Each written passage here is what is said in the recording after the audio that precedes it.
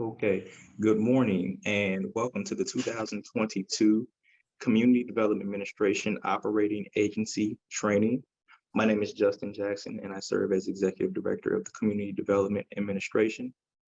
And what we have planned for you all today is a series of training videos to highlight very important information for agencies that have received 2022 funding through the Community Development Block Grant application process. So this is an annual training that we hold, and the entire purpose is to make sure that we give technical assistance to agencies who have been awarded funding. Some agencies have been awarded funding in the past, some agencies are new. However, we do want to provide the opportunity for a refresher of sorts for those who have been awarded funding in the past, and to provide new information for those who may not have been, for those who are first-time award recipients. So what we plan to do today is, as I mentioned, we'll go through a few training exercises, and there will be some different areas covered that are universal to all of the applicants that have applied. I will now turn the presentation over to my co-host, Tayo Apawape, who serves as the Director of Compliance and Administration for CDA. Thank you, Justin. As Justin was mentioning, this training is going to cover a series of topics. So I will first start with an overview of CDA and aspects of programmatic compliance. Ruth Kanoy will present on procurement. I will then discuss record keeping and programmatic monitoring. And Brian Yoakum and Sharon Worth will finish this training with fiscal requirements. CDA will host another OA training covering Cdbg aspects that apply to some agencies. In this second training, Anita Louise Poole will cover conflict of interest and equal opportunity. Stephanie Christian will cover limited clientele activities. Lisa Jones will cover area benefit and administration activities. And finally, Bill Rata will discuss housing activities.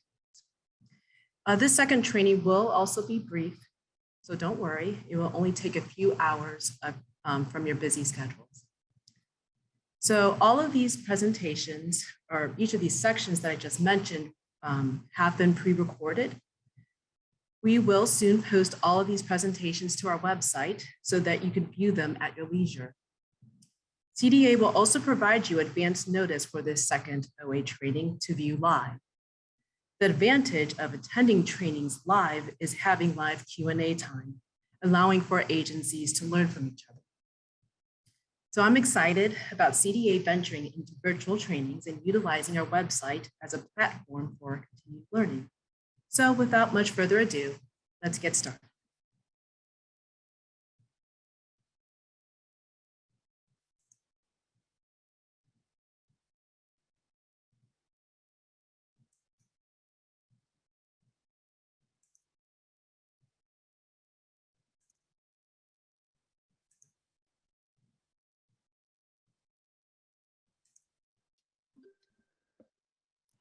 Hello, my name is Tayo Afawape, and I am the Director of Administration and Compliance.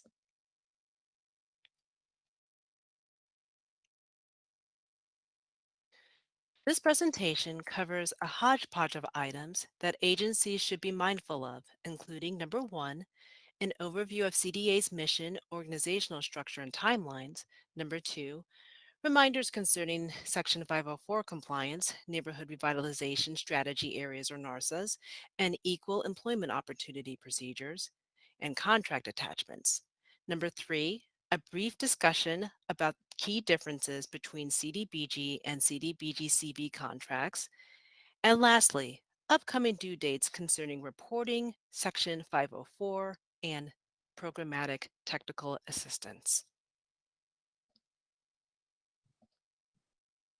The mission of Community Development Administration is to promote neighborhood stabilization and growth through community development and housing production, primarily for low and moderate income persons.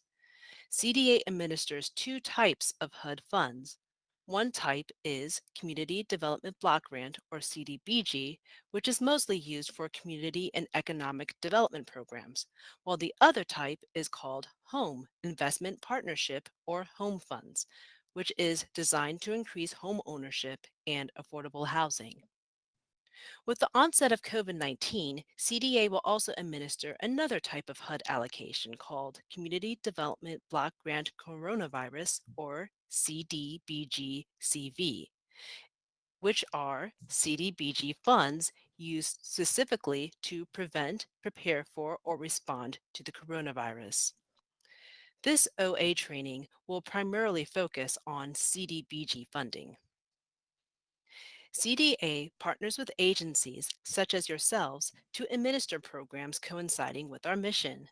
Common activities we fund include housing development, home repair, and first-time homebuyer programs administered by our Housing Programs section, business and economic development, public facility improvements, and social service programs administered by Monitoring section, and historic preservation, which is administered by another government entity called Planning and Urban Design Agency, or PDA. CDA's administration section and part of the housing section administer CDBG funding. I am the Director of Administration, while Bill Rata is the Director of Housing. Both of these sections staff Community Development Specialist 2 positions, who would be your program monitors. Program monitors responsible for non-housing related activities are Lisa Jones, Ruth Kinoy, and Anita Louise Poole, while program monitors who are responsible for housing related activities are Roy Mackey and Christy Boyd. Melzinia Hill is the Housing Program Supervisor. The program monitors, CDA supervisors, and directors consist of the program monitoring section. They are tasked with monitoring programmatic compliance and timely completion of objectives within budget. The fiscal section consists of the accountants Tiffany Lewis, Jazare Dean, and Latasha Eskridge, with Valerie Pearson as the fiscal secretary. Sharon Worth is the accounting manager, while Brian Yoakum oversees the entire fiscal section. The fiscal section was established as a separate section from monitoring to focus on accounting functions for various CDA-administered funds. More specifically, fiscal and program monitoring coordinate to ensure that agencies get reimbursed for their activities. The fiscal monitoring section is responsible for ensuring that expenditures are used for authorized purposes in compliance with CDBG regulations and contractual agreements. In their interim, Brian Yoakum and Tiffany Lewis are responsible for fiscal monitoring. Now that you have a better understanding of CDA structure, let's discuss the Cdbg timeline for the program year. Most activities start on January 1st and end on December 31st. Programmatic and financial reports are due the 15th following the end of the reporting period. However, the first of these reports, covering January and February reporting, will be due on March 15th, 2022. Remember that in order to receive reimbursement for your activity, reporting must be current and the contract must be fully executed. CDA in the first quarter prioritizes programmatic technical assistance to agencies who are deemed high risk or are new to CDBG protocols. Technical assistance is agency specific, a one-on-one consultation with agency staff to assist with the day-to-day activities. Technical assistance does not only apply to agencies who are new or high risk, it can occur any time throughout the year when monitors or agencies determine that there may be critical elements that need to be addressed early to steer away from a potential finding. Technical assistance under fiscal monitoring will be covered later. Around the end of July, agencies will be notified of their expenditure status. Typically, agencies who have spent less than 50% of their allocation at this point are more prone to not fully spend down their allocation by the end of the contract year. For the past 2 years, CDA has been lenient in providing contract extensions given the challenges in working under COVID-19. However, please do not expect this leniency to last forever. Continued allowance of contract extensions impact timeliness for the current and subsequent program years.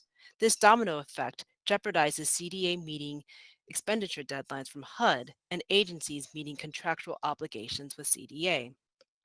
We are all, both CDA and agencies, learning to adapt to challenges related to COVID-19 and must retool to stop this domino effect.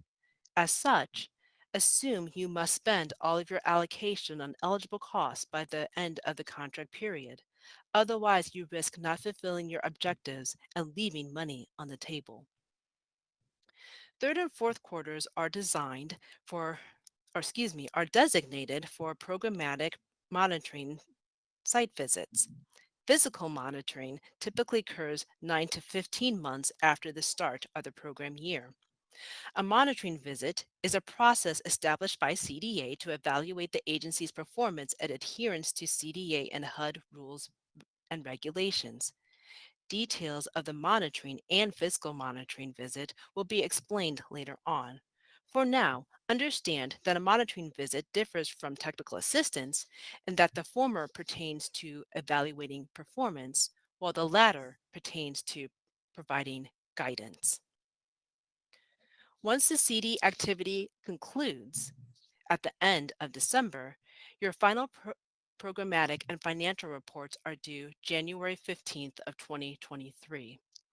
You have until the end of February 2023 to submit your financial request for reimbursement, although I strongly encourage agencies to submit requests early when possible.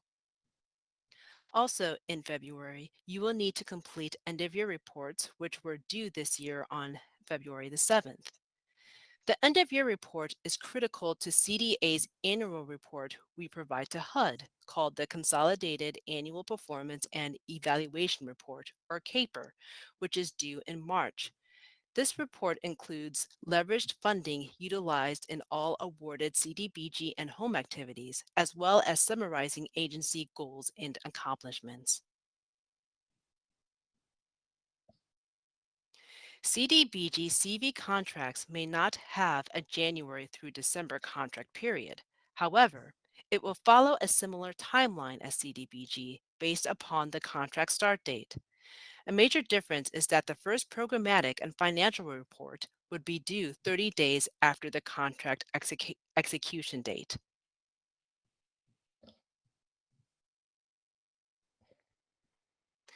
Moving away from timelines, I would like to transition to highlighting aspects of Section 504 of the Rehabilitation Act of 1973.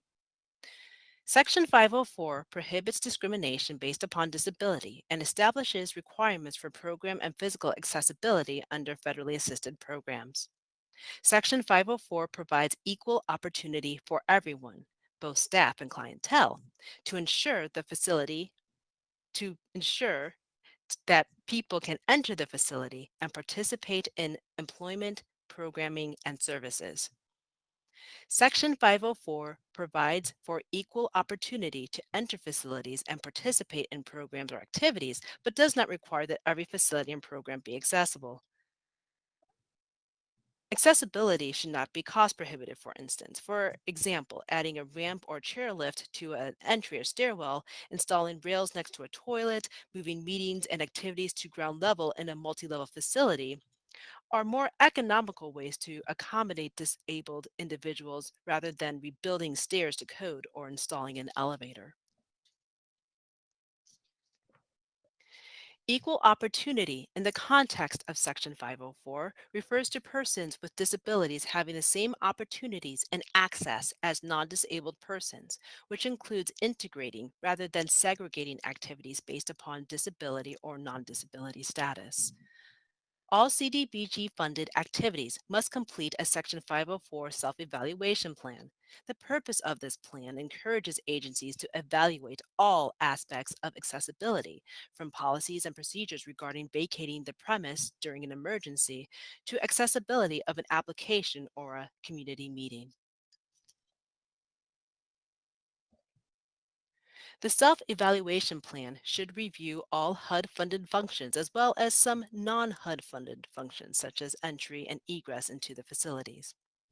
Agencies must receive input either from a person with disabilities or an organization that represents a person with disabilities in this self-evaluation process. Additionally, this process includes an examination of employment policies and procedures, program activity, accessibility, and the extent in which delivery of services and contractual agreements are free from discriminatory practices.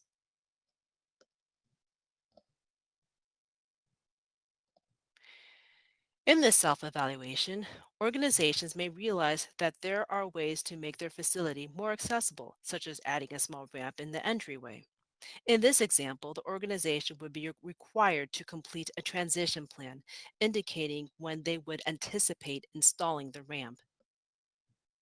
A self-evaluation survey is required for each HUD-funded project site. That means your organization must complete a self-evaluation survey for a food pantry and childcare facility should your organization be receiving HUD funding for both of these activities.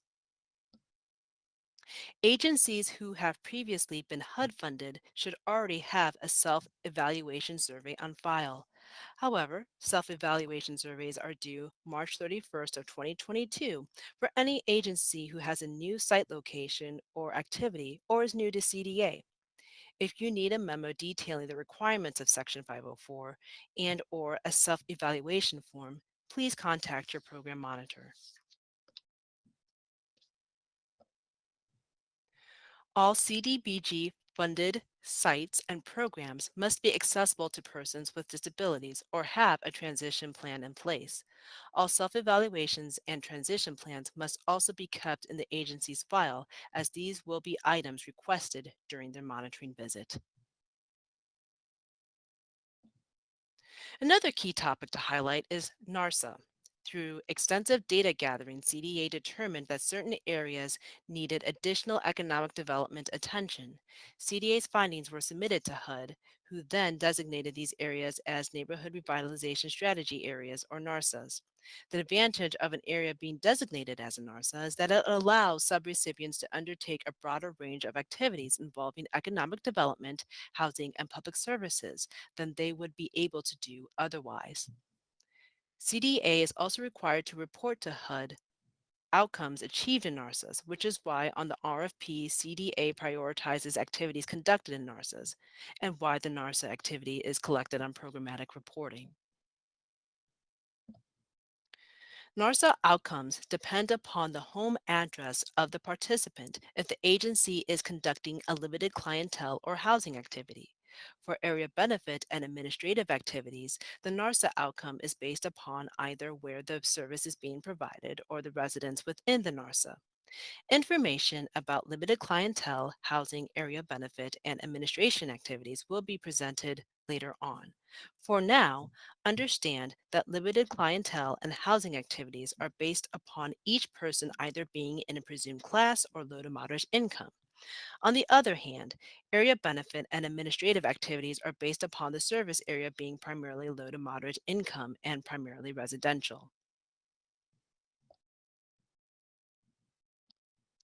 HUD-approved NARSAs include North, Northwest, North Central, and Choice, which is near Northside. Note that there is a proposed Southeast NARSA that is pending HUD approval. Please ask your program monitor if you would like a printout of this NARSA map.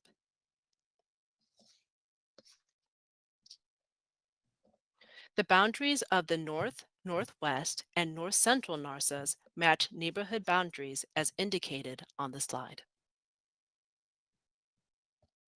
To determine if an address is located in a NARSA neighborhood, either go to Geo St. Louis website and click on Parcel Data by Address or the assessor's address or the assessor's address and property search website and enter the street address. It is rumored that Geo St. Louis will soon be removed and or revamped, so for now your safest bet would be going to the assessor's website. After entering the address, the neighborhood will be displayed as highlighted on each of the websites.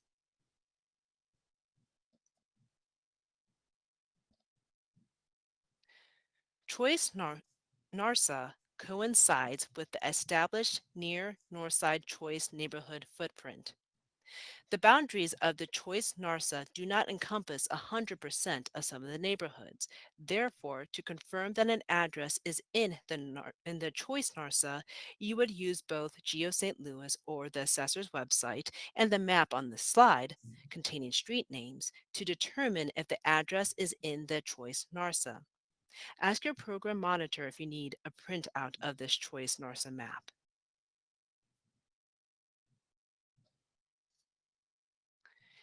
Here's a friendly reminder about equal employment opportunity as it relates to hiring new positions using Cdbg funding. All open positions must be posted in a newspaper of general circulation, in a minority paper, on the agency's website, and with Slate. Any exceptions require CDA approval in advance, such as an internal posting. Failure to follow these procedures may result in CDA not paying for the new position, and unfortunately, this happens more than what I would like to see. The purpose of EEO compliance is not to punish, but rather to ensure that there is fair competition and equal access for all who want to apply for the position. More information about EEO will be presented on later. I also strongly suggest that pre-planning helps avoid issues.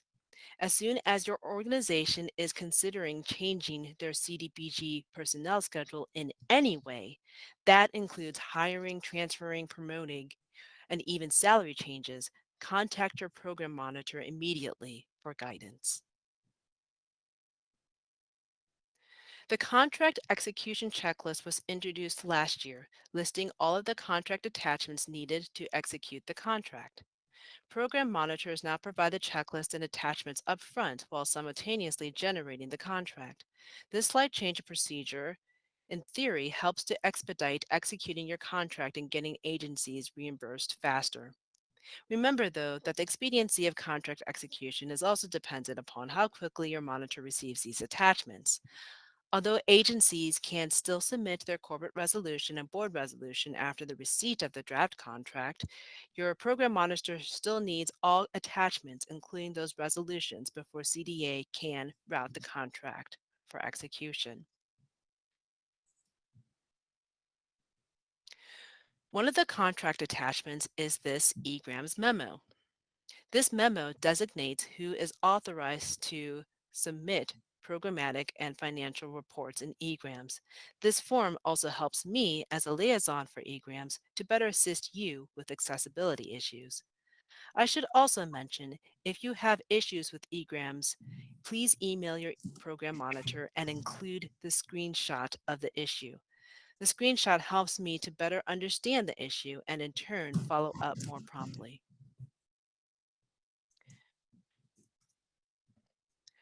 Should your organization be receiving CDBG CV funding, CDBG regulations still apply. However, there are additional features that are applicable to just CDBG CV grants. The key feature is that all CDBG CV grants must directly prevent, prepare for, or respond to the coronavirus, or having what HUD calls PPR tieback. Some of these variations under CDBG-CV apply to how CDA administers and allocates the funding, which may not directly impact agencies. Any waivers, program flexibilities, or alternatives that have a direct impact on an agency will be discussed on a case-by-case basis. So unless explicitly stated, CDBG rules, regulations, and procedures will also apply to CDBG-CV. Lastly, I will discuss upcoming due dates. For reporting under CDBG contracts, The first programmatic and financial reports are due March 15th, 2022, covering the months of January and February of 2022. For reporting under Cdbg CV, the first programmatic and financial reports are due 30 days after the contract execution date, covering all previous months up to that point.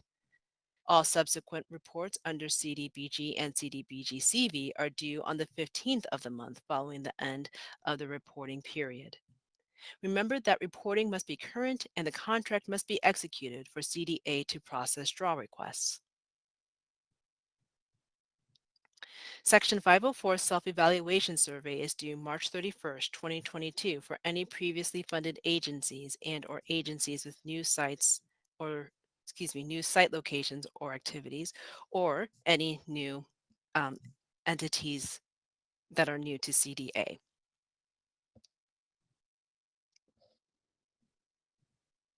Be aware that programmatic technical assistance occurs during the first quarter. CDA prioritizes new agencies and any agency receiving CDBG funding. Next, we prioritize agencies who are deemed high risk, followed by any agency needing technical assistance throughout the year. This concludes my presentation. Are there any questions?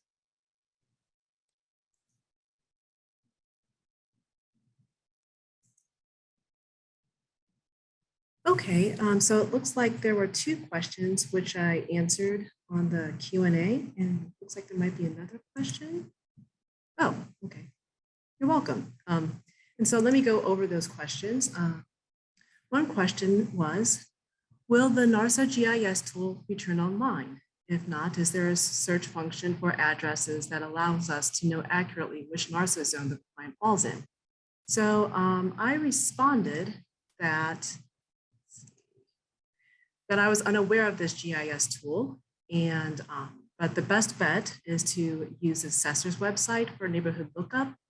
If you believe the address is near the choice Narsa, you would need to use assessor's website and also use the choice Narsa map to see if it's in that Narsa. The second question is, if the Southeast Narsa is still proposed and awaiting approval from HUD, is it less of a priority with utilizing CDBG funding? The answer is yes. So next, let me share my screen to go into procurements.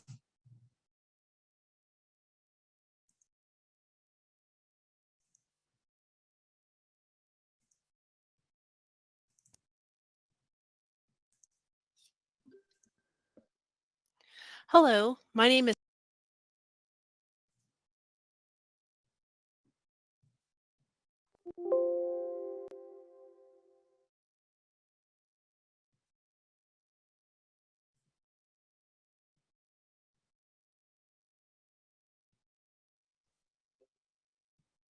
Hello, I'm Ruth Kenoy, a Programmatic Monitor at CDA, and I'm going to go through the slides on procurement today. I will discuss how to complete procurement should you be required to do so. Procurement is required because we need to ensure that goods and services are paid for using fair and competitive processes per federal regulations. It is CDA's job to make certain these rules and regulations are followed correctly. It is your responsibility to comply with CDA's procedures on procurement. Any purchase or subcontract that meets or exceeds $2,000 is required to be procured per CDA's instructions. If you are required to follow procurement procedures, this must occur during the time prior to executing your contract. Anything not approved by CDA will not be eligible to receive CDBG funding. There are two forms associated with procurement. The first, a procurement checklist, is mandatory.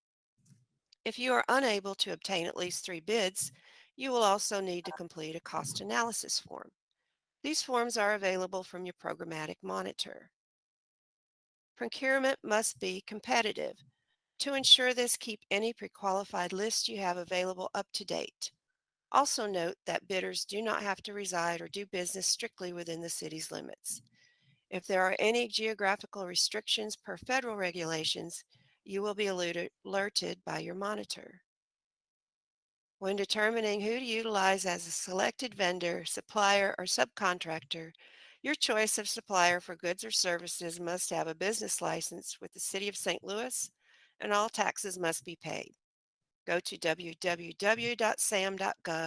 to make sure your subcontractor or vendor has not been debarred or restricted from doing business with the federal government. When using a subcontractor, your contract with that individual or business should include the requirements noted in this slide. Provide a clear and concise scope of work, your total costs, and include all compliance and reporting requirements. Your programmatic monitor can provide additional information about what you need to add to the contract. The following must be included in your contract as well. If the contracted amount is greater than $10,000, you must include clauses for the Byrd Anti-Lobbying Amendment and the Clean Air Act. If you are a municipal agency with a 2022 Cdbg grant award, the following items are required for contracts. This is a new directive. Please review and coordinate with your programmatic monitor if this applies to you. It is strongly advised that you consult a lawyer when drawing up a contract. The following sources are good ways to find legal assistance quickly. Operating agencies must make efforts to comply with affirmative action whenever possible. The city provides a list of registered minority and women-owned businesses on the website link shown here. Here's a brief overview of some things to remember. Try to get 3 bids. This speeds up the process. The cost analysis form is required if you do not get at least 3 bids. Document as you go and work with your programmatic monitor. We're here to assist you, so don't hesitate to ask for assistance. These are some common reasons why procurement is denied. Avoid these pitfalls. Note that Cbi Clearance is the step taken to ensure that the person or business you are contracting with has a city business license and their taxes are up to date. If required to do a cost analysis, be sure to provide as much information as possible. Also, begin the procurement process as soon as you know your anticipated costs are going to be at or above $2,000. We'll talk more about single source bids in just a moment. Cdbg funding for goods and services must be used to complete the goals of your contract. This has to happen during the grant award period. Typically, this is 1 year from January 1 through December 31. This slide provides a couple of examples about the timely nature of procurement.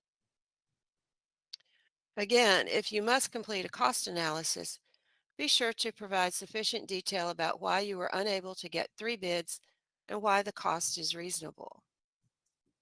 Here are some examples we provided. The questions are also provided with the answers, since this is a pre-recorded training.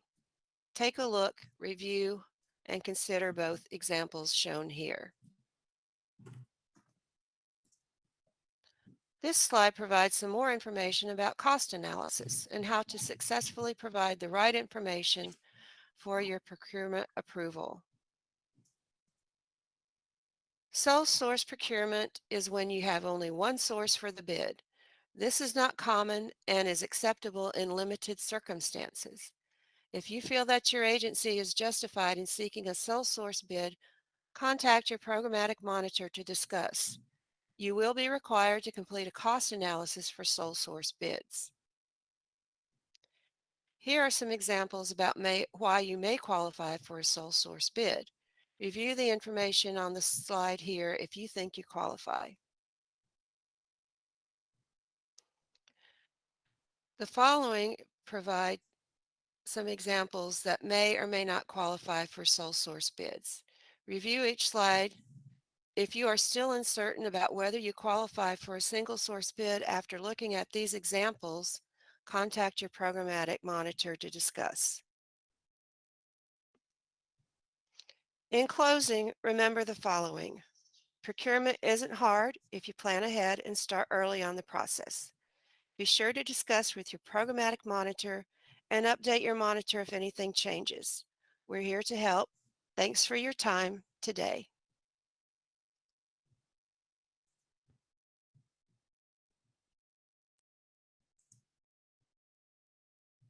Okay, let's see. I believe I answered all the other questions. There was one question I meant to type in a response, but I said I'll respond to live. The question is, if a contract has not been agreed upon until after March, does a report need to be provided anyway from a policy procedure standpoint? The answer is yes. I do understand this year we are running a little behind in executing contracts. And so at this point, if you are, please upload those reports into Egrams if able to. If not, email them to your program monitors or your fiscal monitor, just so we have that on file. Once you have access to Egrams, when the contract is executed, we'll figure out a way to get those programmatic reports uploaded retroactively. And let's see if there are any other questions. I had several questions about people were asking if they will receive these presentations. So all attendees of this presentation will receive a PDF. CDA will also post these presentations onto our website, and once posted, we will notify you.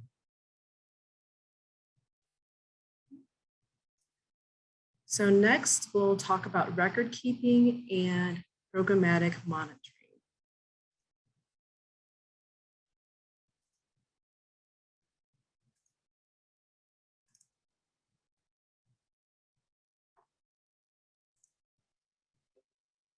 Hello.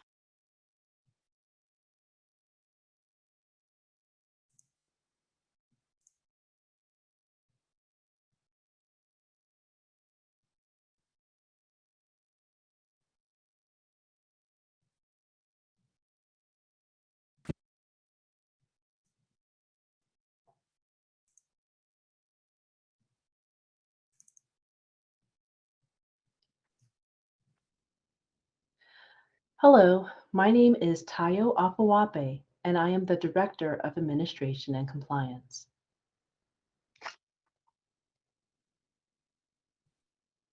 These slides cover record keeping and programmatic monitoring under Cdbg activities. Let's first start with record keeping. Accurate record keeping is crucial to the successful management of Cdbg funded activities. Insufficient documentation could lead to monitoring findings and/or repayment of funds. As the saying goes, if it isn't documented, then it didn't happen. This adage is particularly true for any federally funded program, particularly having the documentation be in paper form. Sometimes it may feel that CDA has a vendetta against trees, given the number of them killed to maintain all the paperwork for these programs. Even if you store your files electronically, you must maintain a paper version of it. For every electronic file created, you must maintain a paper version of it, keeping all paperwork in a secured place, such as a locked filing cabinet. Please do not wait until your monitoring visit to print all of your files. General files to be maintained include, but are not limited to, the following: executed subrecipient agreement and copies of all required contract documents, CDA correspondence and approval letters, procurement requests of related documents such as the scope of work, bids, contracts, cost analysis forms, financial records including interim requests, financial reports, and supporting document for each line item within your budget, such as invoices and timesheets. The fiscal presentation will go more in depth about these types of supporting documentation. There are also audits and monitoring reports and letters, as well as Section 504 self-evaluation surveys and transition plans. Files to be maintained to document equal employment opportunity compliance include, but are not limited to, the following: the agency's personnel policies and equal employment opportunity and affirmative action plan, job descriptions, all resumes and applications received, copies of ads and other posting information, CDA approval letters, Remember, if not CDA approved, we may not be able to pay for the CDBG funded personnel. Your agency's personnel schedule for CDBG funded activities, and documentation of the process for hiring, promoting, and so forth.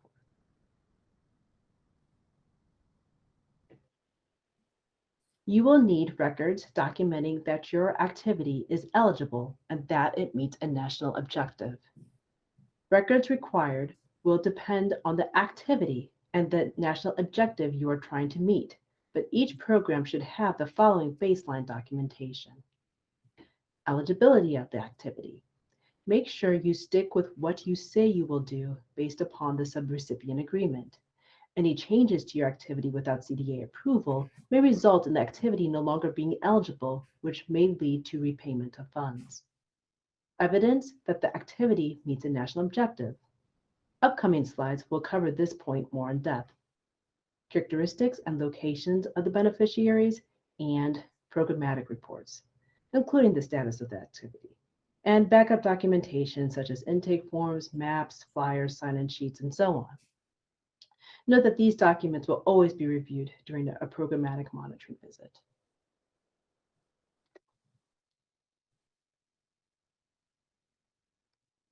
Recall that area benefit activities are based on the service area being primarily low to moderate income and residential, and the activity benefits the residents within the service area. The following records must be maintained for area benefit activities. Boundaries of the service area, including a description and maps. Income characteristics of beneficiaries in the service area to demonstrate that at least 51% of the persons in the service area are low to moderate income. Proof that the area is primarily residential. Note that these last two types of data are summarized in Exhibit C of the Cdbg Subrecipient Agreement. More information about area benefit activities can be found under the Area Benefit and Administration presentation.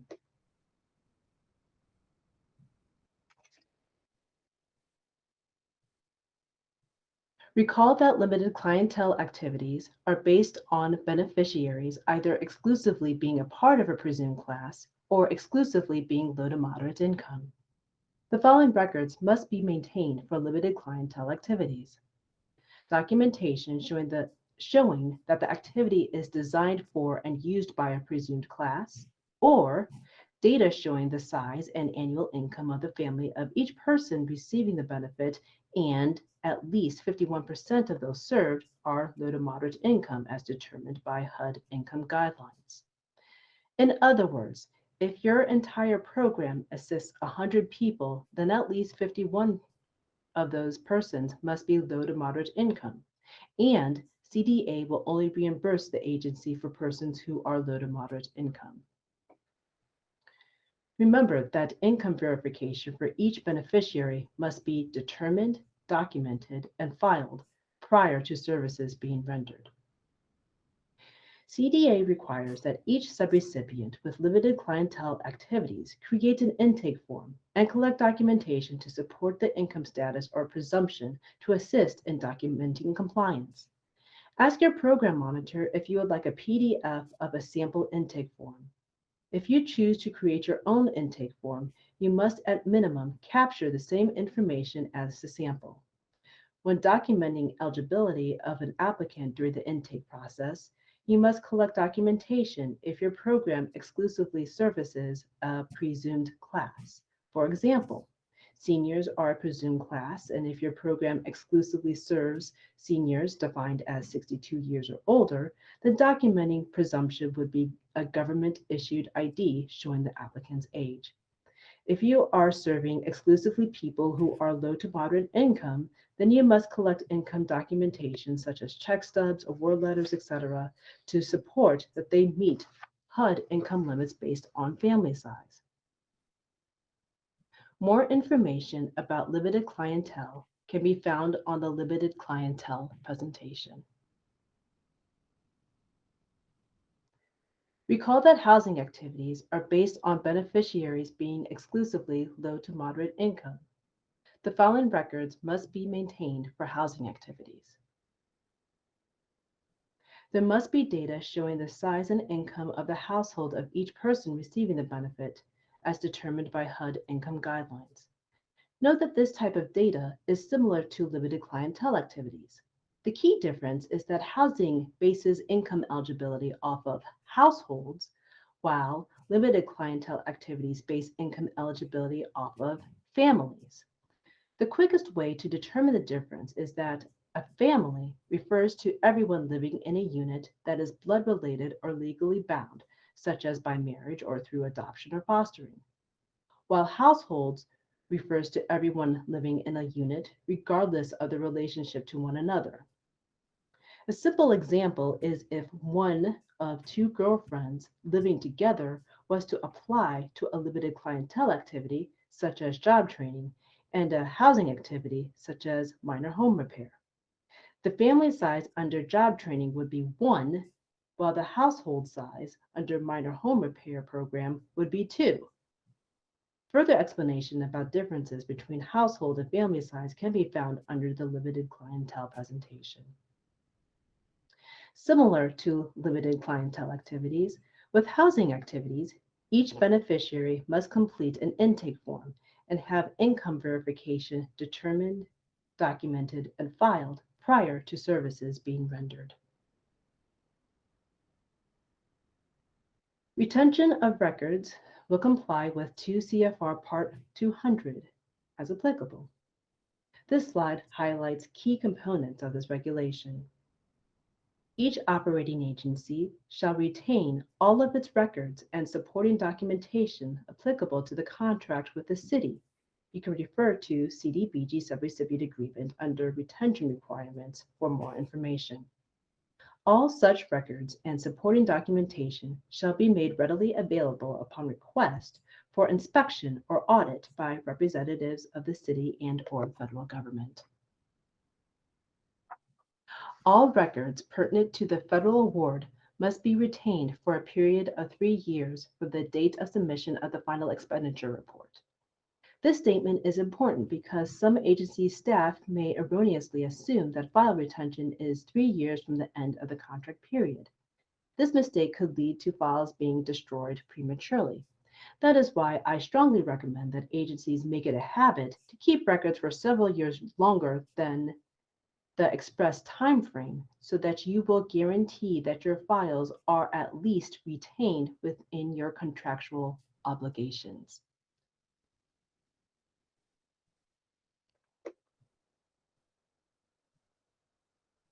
Next, I will cover programmatic monitoring.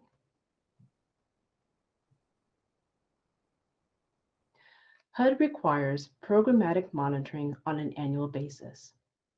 Monitoring is an ongoing process of reviewing agency performance and adherence to CDA and HUD rules and regulations.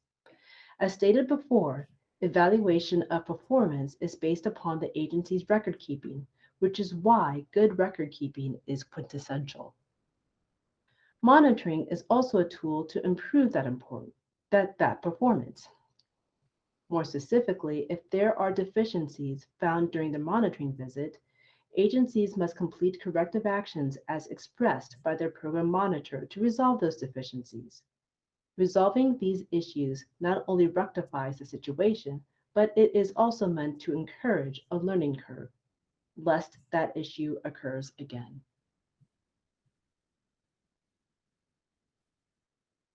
CDA is authorized to perform monitoring visits under 3 general regulations. Firstly, HUD regulations under 24 CFR Part 570.501B indicate that the grantee, in this case CDA, is responsible for ensuring that CDBG funds are used in accordance with all program requirements. Secondly, city regulations require CDA to determine the adequacy of performance under subrecipient agreements and for taking appropriate action when performance problems arise. And thirdly, the federal regulations under the Uniform Administrative Requirements, 24 CFR Part 85, Subpart J, expresses that grantees are responsible for managing the day-to-day operations of grant and subgrant supported activities.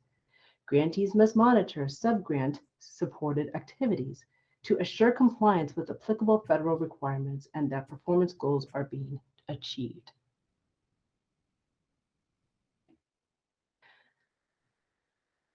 The goals of programmatic monitoring are as following.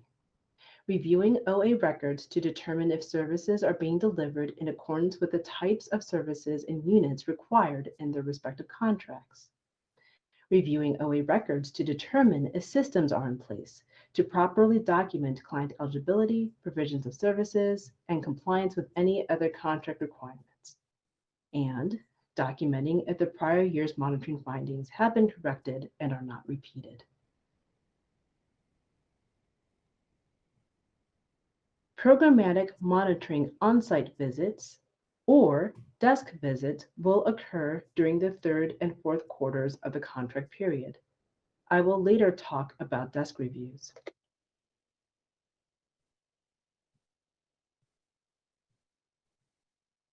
The programmatic monitoring site visit process entails the following steps. The program monitor calls the agency to inform them of a monitoring visit. Immediately following the call, the monitor sends a formal notification concerning the date and time of the visit.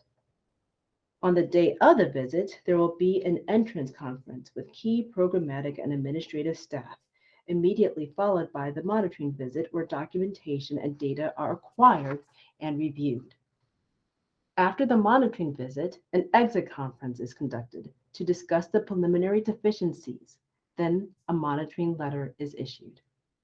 If there are any deficiencies found, the operating agency is required to respond to the monitoring letter within 30 days of the monitoring letter date. Let me break down this process a little bit more. During the informal call and notification letter steps, the program monitor will call the operating agency's contact person who is listed on the subrecipient agreement to explain the purpose of the monitoring visit and arrange a mutually convenient date, time, and location for the visit. Monitors will immediately thereafter send a formal notification to the contact person at least 2 weeks before the scheduled visit.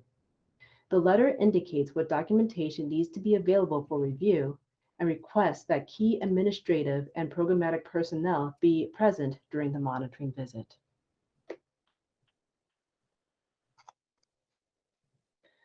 The entrance conference with key programmatic and administrative staff occurs immediately before the commencement of the monitoring visit. The purpose of the entrance conference is to reiterate the purpose and scope of the monitoring visit as indicated on the formal notification letter. Documentation and data acquisition occur during the monitoring visit. The program monitor will review all Cdbg contracted program files of the organization as indicated on the formal notification letter. Documentation will review files to confirm national objective and activity eligibility compliance, general Cdbg compliance, and contractual compliance. The purpose of the exit conference is to present preliminary results of the monitoring visit to the agency. The exit conference allows for the agency to, number 1, present the preliminary results of the monitoring visit, number 2, correct any misconceptions or misunderstandings, number 3, secure additional information to clarify or support their position, and number 4, report on processes already underway to correct deficiencies that are acknowledged by both the agency and program monitor.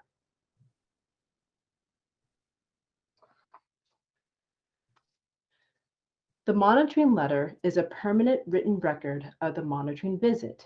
It will, 1, indicate any findings or concerns observed during the visit. Note that a finding is a program element that is non-compliant with a statute, while a concern is a program deficiency that, if not improved upon, could lead to a finding. Number 2, the monitoring letter will specify corrective actions the OA must take to resolve that deficiency. And number 3, The operating agency will be given 30 days to respond to the letter. Note that noncompliance by deadline dates may result in an interruption of current and/or future funding. So, if an agency needs more time to respond or resolve a deficiency, please, in a timely fashion, indicate so and why in writing. A programmatic monitoring desk review may be performed in lieu of a site visit based upon pandemic social distancing mandates and/or results of past monitoring reviews.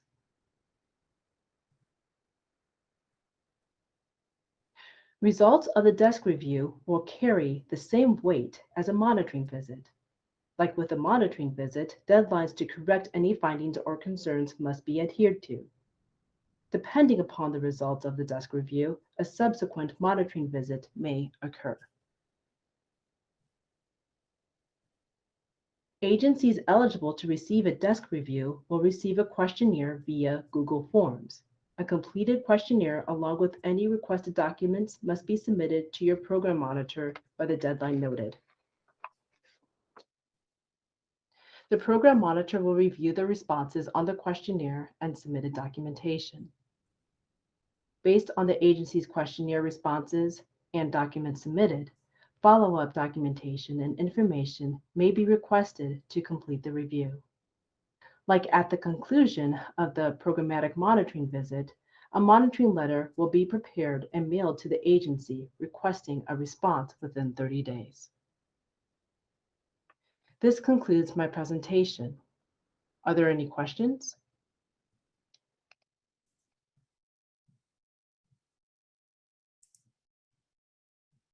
Okay, it looks like there are no questions, and so we will conclude with our fiscal presentation.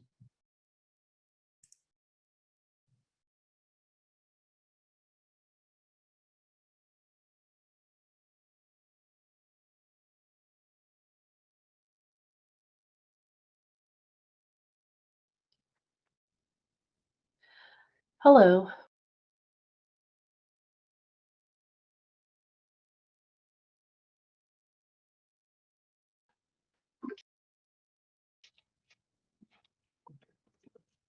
Welcome to the CDA year 2022 operating agency training.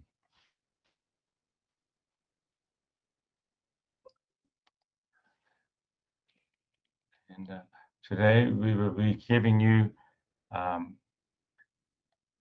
update and of the rules and regulations that you will need to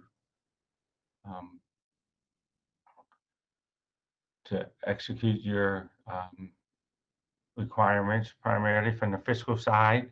This will include some history and background information, and also how to request your reimbursements and your funding. And we'll also talk to you at the very end about fiscal monitoring. So, my name is Brian Yockham, and also presenting today will be Sharon Worth. And, I'll start us off with a brief history. And, the CDBG funding and reporting, it's allocated annually by the Department of Housing and Urban Development. And it's contingent upon certain things, including a 5-year consolidated plan. Every 5 years, CDA has to put together a 5-year plan, and that, it assesses the market conditions, affordable housing, and community development needs in the city of St. Louis, and it establishes a data-driven, place-based priorities for investment of our community development funds. The most recent plan covers years 2020 through 2025. And, along with this is what we call an action plan. Now, the consolidated plan is a 5-year plan, and the action plan is actually the annual plan. So there's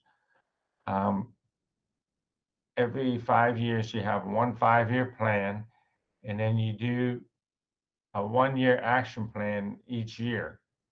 And the action plan is developed in accordance with the consolidated plan, and then it identifies the strategies, program priorities, and targets for the allocation and use of the CDBG funds, as well as the criteria for evaluating the program's success.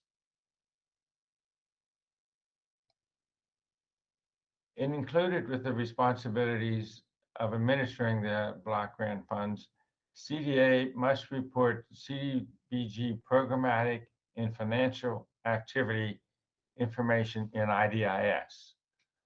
So what is IDIS? It stands for Integrated Disbursement and Information System. Its primary purpose is to enable HUD grantees, such as the City of St. Louis, to draw down program funds and report on the activities and accomplishments that are outlined in each jurisdiction's consolidated plan. IDIS provides timely performance information regarding accomplishments achieved with the use of the program funds. Okay, the use of the required reporting. Who utilizes the data?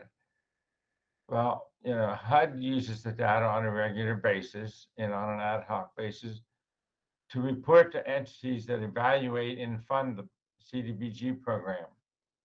This includes Congress, Office of Management and Budget, the General Accounting Office, the Office of Inspector General, as well as other stakeholders. So it's important that we get accurate information, because missing, inaccurate, and incorrect data results in reports that present a misleading and sometimes negative picture of the program's accomplishments. So incorrect IDIS data reflect unfavorably on the program, and because HUD cannot actually accurately report on the program performance accomplishments, it could affect other people's decisions on when it comes to funding, or just any decisions based on the impact of the CDBG program. So right now, I'll turn my attention to financial management. As a subrecipient of CDA, your responsibilities include a timely request for reimbursement. Your agency should submit reimbursement requests throughout the program year. And primarily your contracts are going to run from January 1st through December 31st. Given that period of performance, we would like for you to request your final reimbursement by January 31st. And that's in part due to the fact that CDA has to present an annual report to HUD, which is due in March, but we have to complete it in February. It's called the Consolidated Annual Performance and Evaluation Report. And so the way the program works is you have the annual action plan in the beginning of the year, which lays out how you're going to spend your money, who's getting the awards, and then at the end of the year, you issue this Consolidated Annual Performance Report, usually called the CAPER, and it lists your accomplishments. And those accomplishments are based on your monthly programmatic reports. And the data that you present on your monthly programmatic reports go into IDIS and end up on this report, this annual report.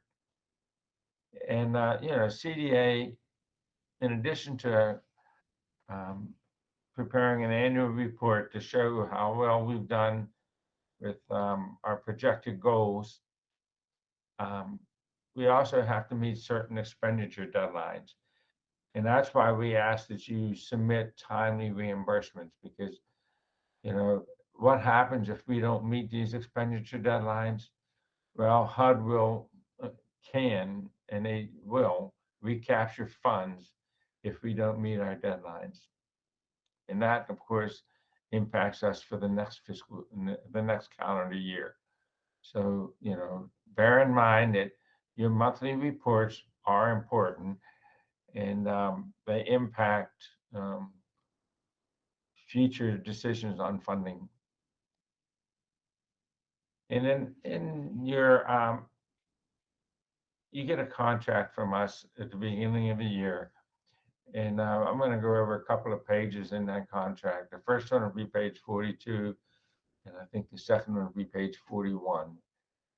But on page 42, it states that your subrecipient financial reports are due by the 15th calendar day of the subsequent month.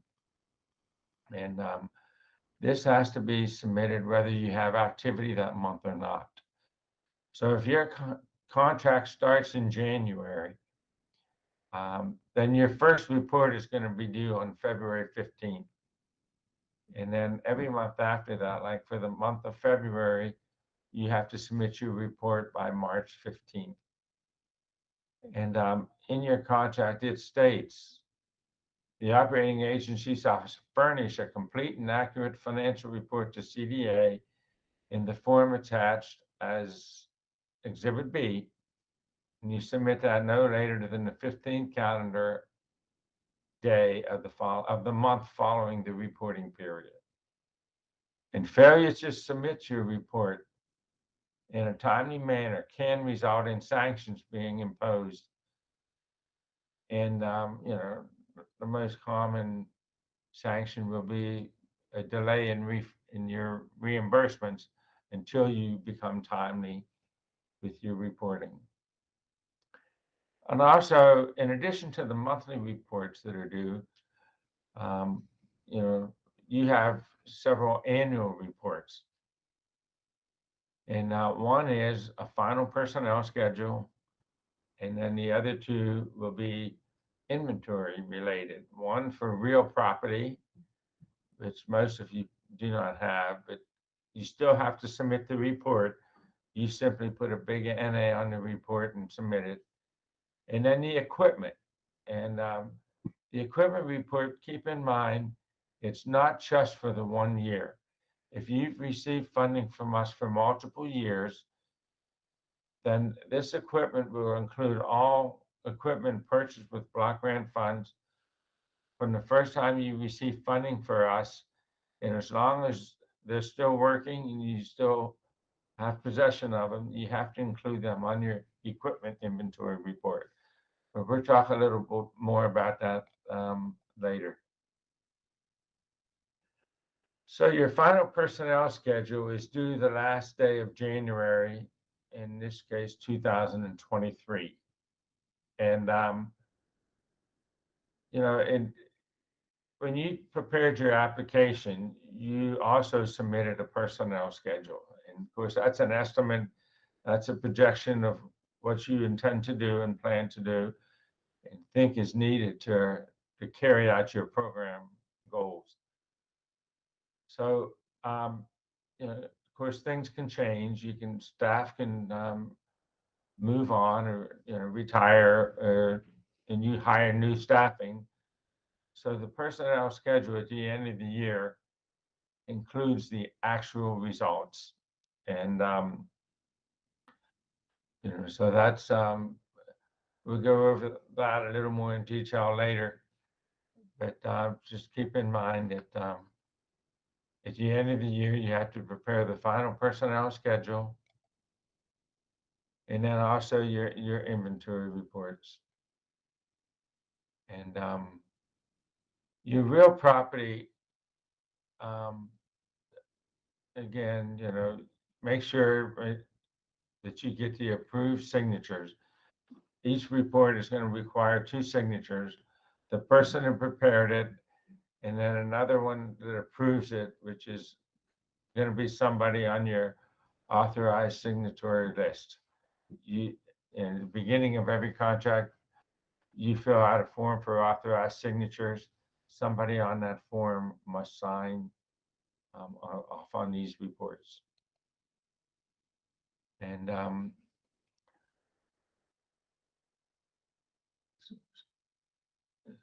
subrecipient accounting records.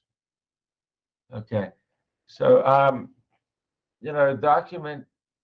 Some of the other things you must do is document your expenditures, and otherwise they won't be allowable for CDBG purposes. So any expenditures that you're going to charge to the program, make sure that you have documentation for it. If you have payroll costs, you must have timesheets. And your timesheets are going to report the total hours that you've worked. And then you also must specify how much of those hours are CDBG. Usually what the timesheets we suggest you use has a column, one of which is this CDBG, and the other one says other. And at the end of the day, when everyone signs out, they should identify how many hours they worked on CDBG, and of course, the difference would be listed under your other column. But whatever is listed under the CDBG column is what needs to be reported on your monthly financial statements, and then ultimately that moves on to your annual final personnel schedule. And then any documents that's paid off of, or any bills that are paid off of invoices, you have to have those invoices on hand. And what we'll do when we come out and do a fiscal monitoring visit is we'll verify that your expenditures in documented expenditures equal or exceed the receipts that you receive from us. In other words, the amount of reimbursements CDA paid you is equal to or less than what the expenditures you document have. So just because you're on say a per unit basis and you receive say 25,000 from us, you have to incur 25,000 in costs to carry out the program. And if you cannot document expenditures equal to what we've paid you, you have a potential to have to return funds to us. It's important for agencies under performance-based reimbursement to understand this, because what you're doing is you're paid based after you complete an activity. So your reimbursements might not, the amount that you're being reimbursed might not coincide with when you incur the cost. And so you do have to keep good records, one on, the expenses you incurred carrying out the program, and then the other piece is, the receipts that you paid us. And we'll talk about this later on the monthly financial, because there's one section that lists what you've received from us, the payments you received from CDA, and another piece will be the expenses that you incur.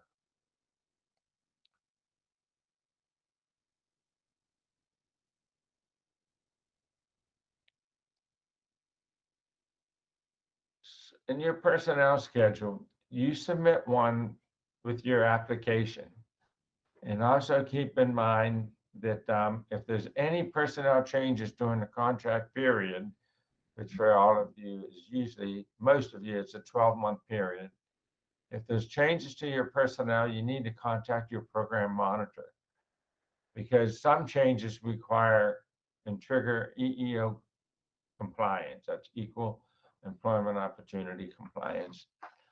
Changes can include new hires, promotions, or even a pay change. And so CDA the fiscal section, we will only reimburse you based on what's on your approved personnel schedule. So if someone gets a annual cost of living increase and that's not reflected on your personnel schedule, we're going to reimburse you at the rate that's on the personnel schedule. So just make sure that you keep your personnel schedules current. And with new hires, like I mentioned, that triggers EEO compliance. You also have to provide a conflict of interest form and secondary employment. And, even a promotion within the company can trigger EEO.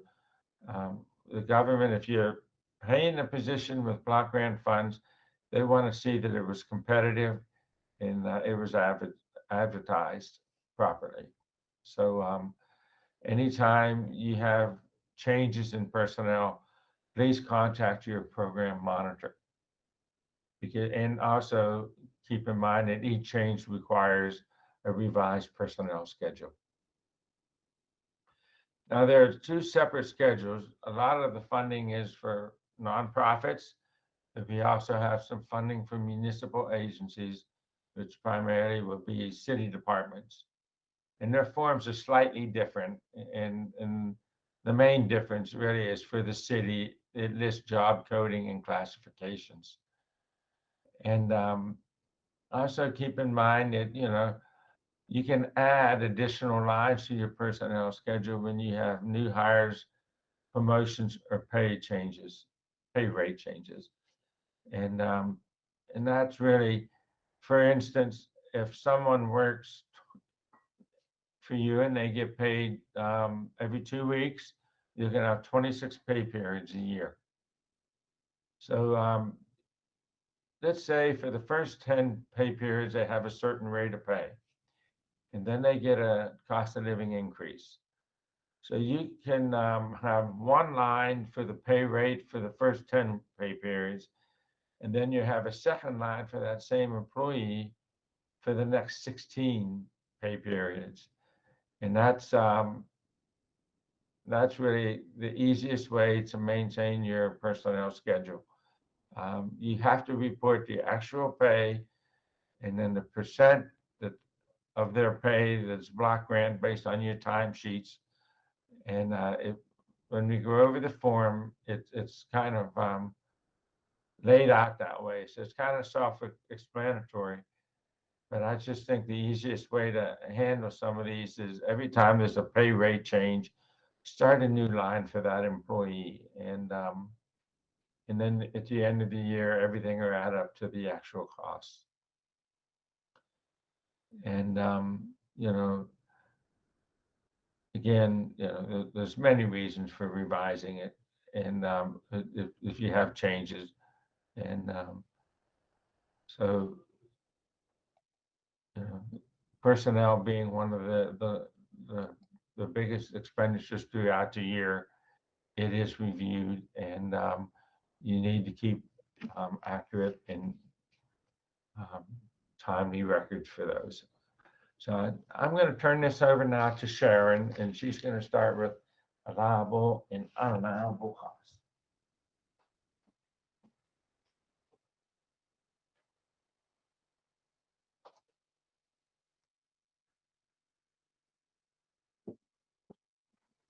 Okay, so let's continue on with allowable and unallowable costs.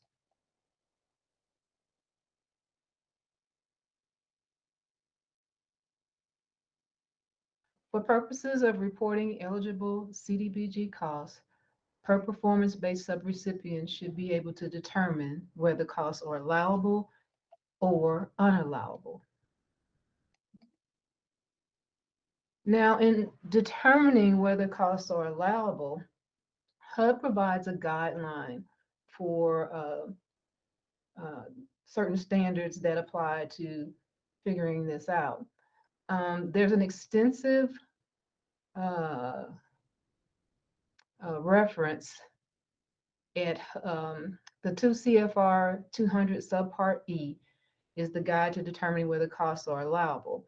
And as I said, this is an extensive list of various types of cost. And not that yours has to fit into any specific category, but it does give you a guideline. So if you have something that might fall in a gray area, you might want to use this reference to determine whether or not your costs are allowable. Most of them will probably be pretty clear cut, but there, are occasional circumstances where you may not be sure if they are or not. And sometimes, uh, most of the times, your program monitor or your fiscal monitor would be able to answer that question. But like I said, sometimes there's a gray area, and this guideline provides a basis for determining whether or not they're allowable, or should anyway. And it's important to understand that the standards for determining allowability applies to all costs, whether they're indirect or direct. It's across the board. Now, what are some of the criteria for allowable costs? Well, first of all, they must be necessary and reasonable. They must be applicable to the Cdbg contract. They must be authorized or at least not prohibited by state law or local laws or regulations. They must conform to limitations or exclusions, again, within the law. They must be consistent with policies, regulations, and procedures. They must be in accordance with generally accepted accounting principles. They must be adequately documented, be treated consistently with across the board, again, even with non-CDBG costs, and they must be net of all applicable credits. And as we said at the beginning, one of the main criteria is whether it's reasonable and necessary. They have to be reasonable and necessary in order to carry out the objectives of the grant. Now, in determining whether something's reasonable, we apply what we call the prudent person rule. And basically what that's saying is that what would a reasonable, sensible, cautious, wise person do in a certain situation in determining whether something's reasonable or not. So it's considered reasonable if in its nature and amount, it does not exceed that which would be incurred by a prudent person under the circumstances prevailing at the time the decision was made to incur the cost. So you want to ask yourself, if you're met with this dilemma, what would a prudent person do?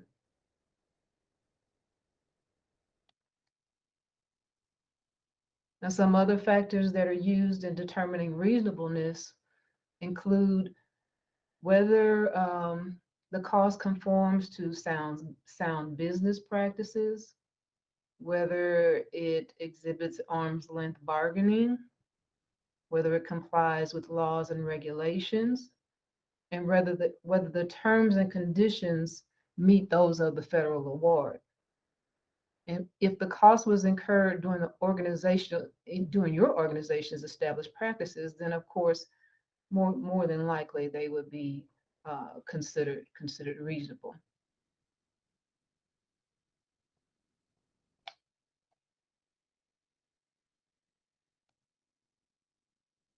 Now we're going to look at some examples of allowable and unallowable costs. So a few allowable costs this here, and again, the list is extensive. So these are some of the general ones that you might run across. Cost to establish and maintain accounting and other information. Basically, all of our organizations have this. Those are considered allowable. Advertising is considered allowable. Bonding costs, communications, compensation of employees, legal expenses required to administer the federal program, dispersing services, employee morale, health, and welfare costs, taxes, which are users' fees for benefits to the federal government. And they give an example here, a gasoline tax or motor vehicle fees, equipment and capital expenditures, publication and printing costs, rental costs. These are a few examples of allowable costs. Now, it's important to remember that with regards to supplies and services, if you accumulate a total of $2,000 or more with a particular vendor, it must be considered a procurement and it requires approval from CDA. So if at any point during your contract year, you plan to expend or come close to expending and anticipate going over the $2,000 threshold, you must get approval from CDA before you cross over that 2,000 mark. So 2,000 and above requires CDA approval in advance. Now, here are a few examples of costs that are not allowable. And they're basically pretty straightforward. Alcoholic beverages, of course, bad debt, contribution to contingency reserve for events which cannot be predicted, contributions and donations, legal expenses for prosecution of claims against the federal government, entertainment costs, fines and penalties, goods and services for personal use, fundraising, lobbying, losses on other awards, and sales taxes. Again, these are just a few examples of unallowable costs. Now, requesting reimbursement from the direct cost perspective. How do we go about requesting reimbursement?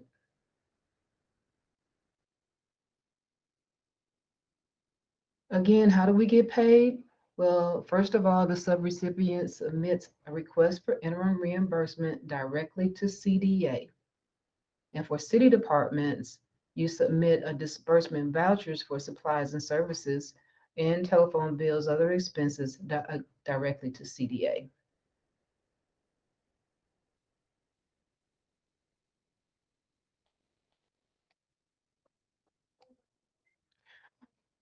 And what should be included in your request for interim reimbursement packet?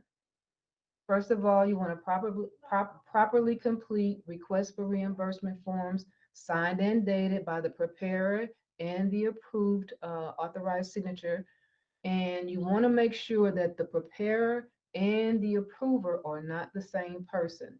So you have to have two different people prepared. The same person cannot prepare and approve the request for reimbursement.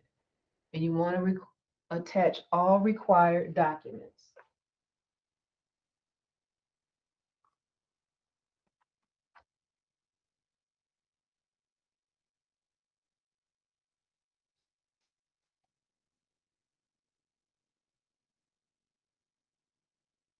Okay, so what are some required documents? What do we want to attach? Well, with regard to payroll expenditures, there are a few things that need to be included. The main thing being a properly completed payroll summary sheet. And then you want a payroll breakdown. And this breakdown shows information such as the covered pay period, the name of the employee, the position and title of the employee's biweekly or hourly rate, a percentage of the employee's pay or number of hours CDA is to pay. So some people are not 100% working on the program, the CDBG program. And in those cases, you want to indicate what percentage of their pay or their hours worked applies to CDA. The total amount requested for each employee and the total amount requested for all employees. You also want to include a copy of the payroll registers. And then you want to make sure you have a copy of the timesheets, and the timesheets should show the following information: the name of the employee, the dates, daily time in and out, daily total number of hours worked for CDBG. There's a certification statement that needs to be included, and signature of the employee and that employee's immediate supervisor. And if there are additional benefits such as health, life, or dental insurance, retirement benefits, you want to make sure a copy of the invoices for those expenses are included as well.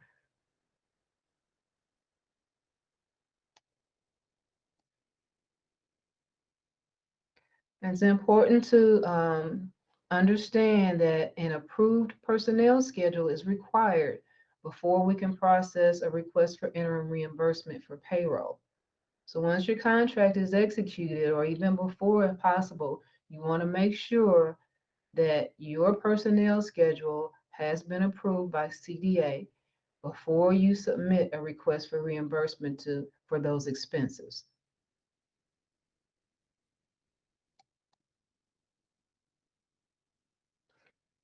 Now, some other administrative expenditures for things like forgivable loans and maybe some other direct pays include mileage, for instance. If you have employees that are traveling and are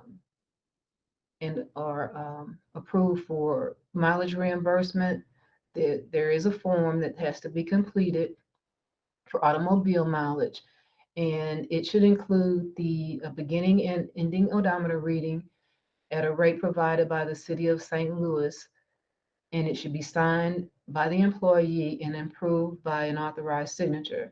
Now, the City of St. Louis, every July, they reevaluate the mileage rate, and they issue, the Comptroller's Office issues a letter indicating what the mileage rate is for the fiscal year. So it runs from July through the following June. So your reimbursement rate in June of this year of 2022 may change in July of 2022 because the Comptroller's Office operates on a fiscal year, and they reevaluate that rate every July.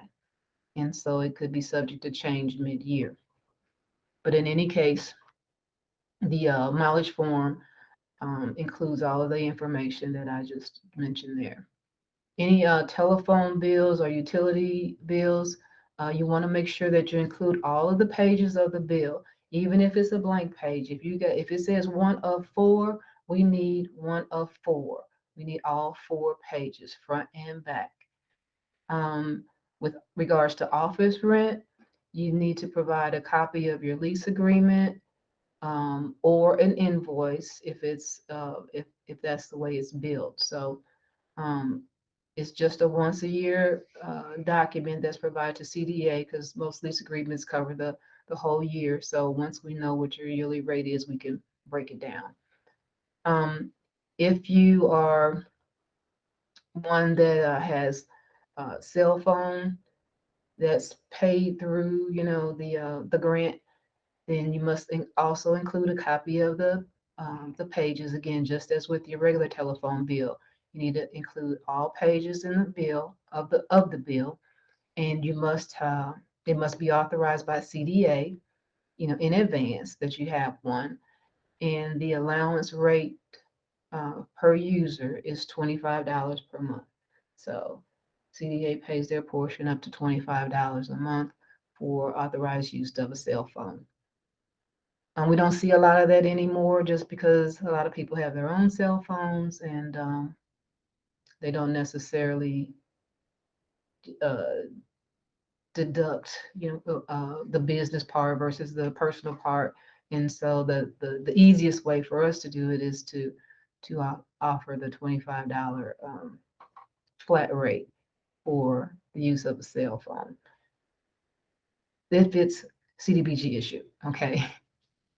All right, also with equipment supplies, again, we've got that $2,000 threshold, so approval from CDA if $2,000 or over for goods or services, invoices, vendors, any services provided. If there's a contract with the vendor, you want to make sure you include a copy of the purchase requisition or any purchase orders if that's applicable. Bonding insurance, you want to provide a copy of the invoice for coverage, annual, quarterly, or monthly, however it's billed. And then for consultant or contractual services, construction or property improvement or acquisition, again, you want to provide the subcontract report form, itemized invoices of services rendered, and again, approval from CDA. Now, Healthy Home Repair Program has a few other documents that need to be included with their request for reimbursement. And these are listed here, beginning with the contract and the proposal. So you want to make sure that's included first and foremost. A payout order. The payout order is usually signed by the homeowner. Invoice from the vendor being paid. Deed of trust, promissory note, and right of rescission. And the three of those go hand in hand. So if you have a deed of trust, you want to make sure that you also include the promissory note and the right of rescission. A copy of the city's assessor's office record of ownership, any code violation letters that may be applicable, a copy of the lead clearance test and lab results indicating that the clearance results met the federal thresholds. And then, if applicable, a death certificate or divorce papers need to be presented in the event that what's recorded in the city assessor's database is different from who's actually requesting the reimbursement or what's on the legal docs. Okay. Now, how many sets of reimbursement requests should be included? There's 2 sets. You have your original and a copy of the entire packet. So make sure you make a copy of the complete set, not just the interim request for reimbursement, all the supporting documentation as well. Now, this basically just gives you an indication of the process that goes on in the CDA office once you submit your request for reimbursement. And a lot of times, agencies are under the guise that, once you submit your request for reimbursement, you review it, it gets paid all through CDA. But there are a lot of steps that are involved in this process. And so we just kind of wanted to highlight here, what the process is. So the request for reimbursement is sent into the CDA office. It's received by the fiscal section secretary, and she logs it into a tracking sheet. That document is then, once it's logged into the tracking sheet, is assigned to, it's given to the assigned fiscal monitor. The fiscal monitor reviews the request and reviews all the attached documents for accuracy and completion, and forwards that information to the program monitor if necessary. Now, construction is a little different. And then the next step, it shows you that the construction, the request for reimbursement for a construction project has to go the extra step because they have to be verified as to the MBE, the MBE, MBWE, and labor standards compliance review. So that goes to a different section and a different department, and they go through their process. And once that's been confirmed, it comes back to the fiscal monitor for payment processing.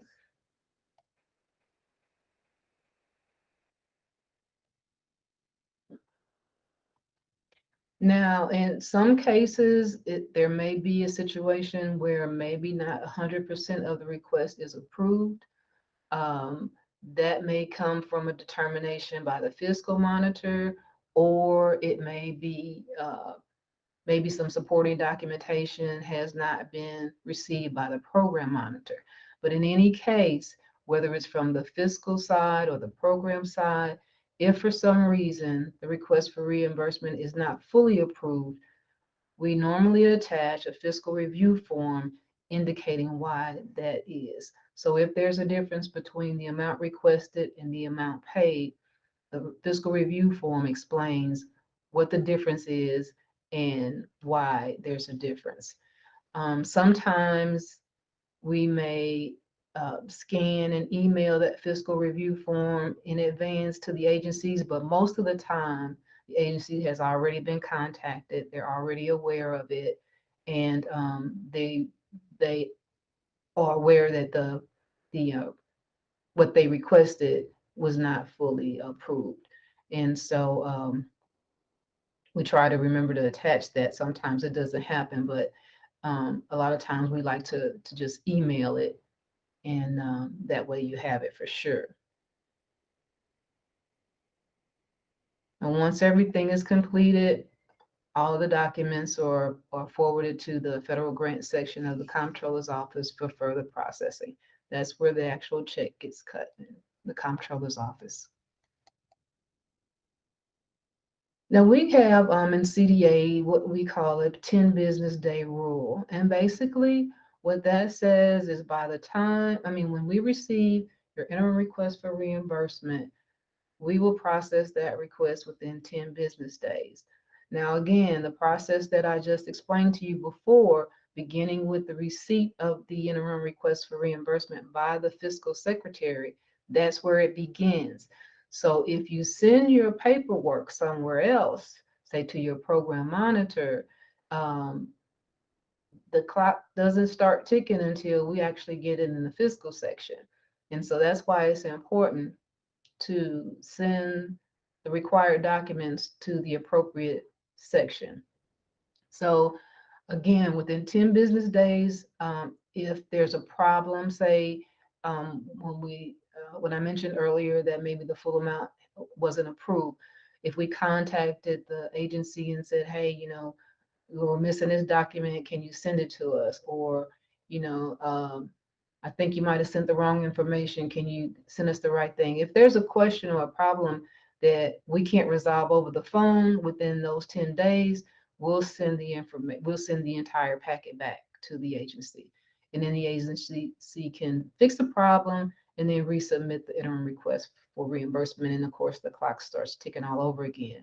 So again, we don't want to sit on documents. We don't want to sit on paperwork. We want to process the request and get it out the door. If there's something preventing us from doing that and we can't resolve it within 10 days, then it goes back to the agency.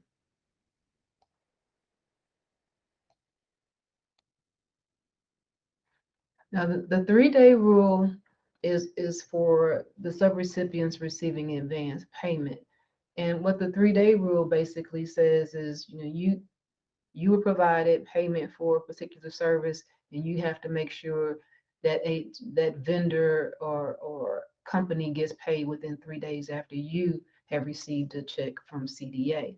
And that's determined during the fiscal monitoring when the auditor comes out and reviews your documents. They will be checking bank records, when you deposited the CDA check, when did you pay the vendor, and there should be a 3-day turnaround for that to happen.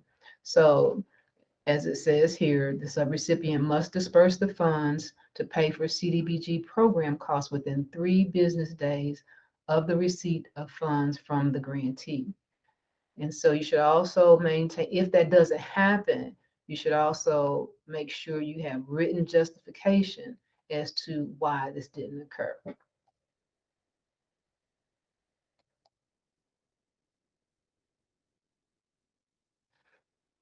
Okay, with personnel schedules and status forms, there's certain criteria, things that need to be met regarding those documents.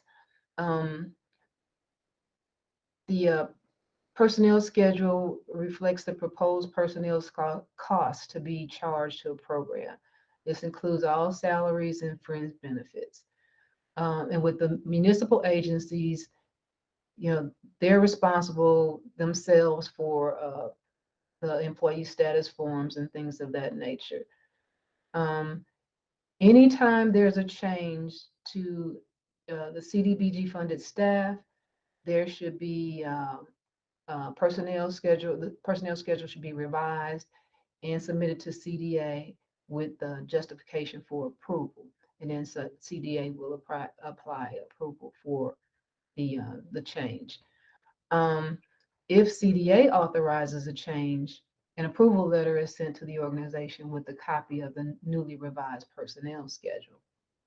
For currently funded departments, after the program year is complete, a final personnel schedule is due to CDA, the fiscal section, by January 31st, of the end of the contract year, the following year after the contract is ended. So the final personnel schedule basically shores up, the total expenses. After you make that last payment for the year, you make sure your personnel schedule reflects that exact amount, and then you send that final personnel schedule to the CDA fiscal section.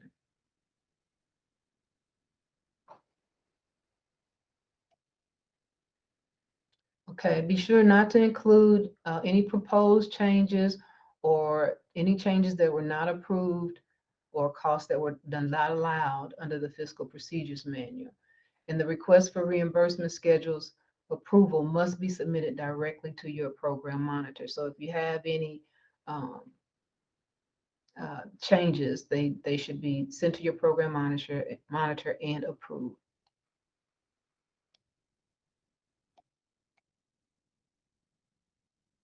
Now, we don't really get a lot of budget revisions anymore, but in the event that we do, this is a three-part process. So you would complete your budget revision request in triplicate. The budget revision, it's a long sheet of paper, and it basically says where you're transferring funds from and where you're transferring funds to. And it has to be signed. It's a document that has to be signed by the operating agency and the CDA director. You submit a cover letter with a description and justification for the request for the budget change. And again, this has to be approved. If it involves personnel, there should be a revised personnel schedule attached, which reflects the change. And this should be submitted to your program monitor. Again, it's a three-part document, so all three documents have to have original signatures. So it's the same document in triplicate, but all have to have original signatures, and that's submitted to your program monitor.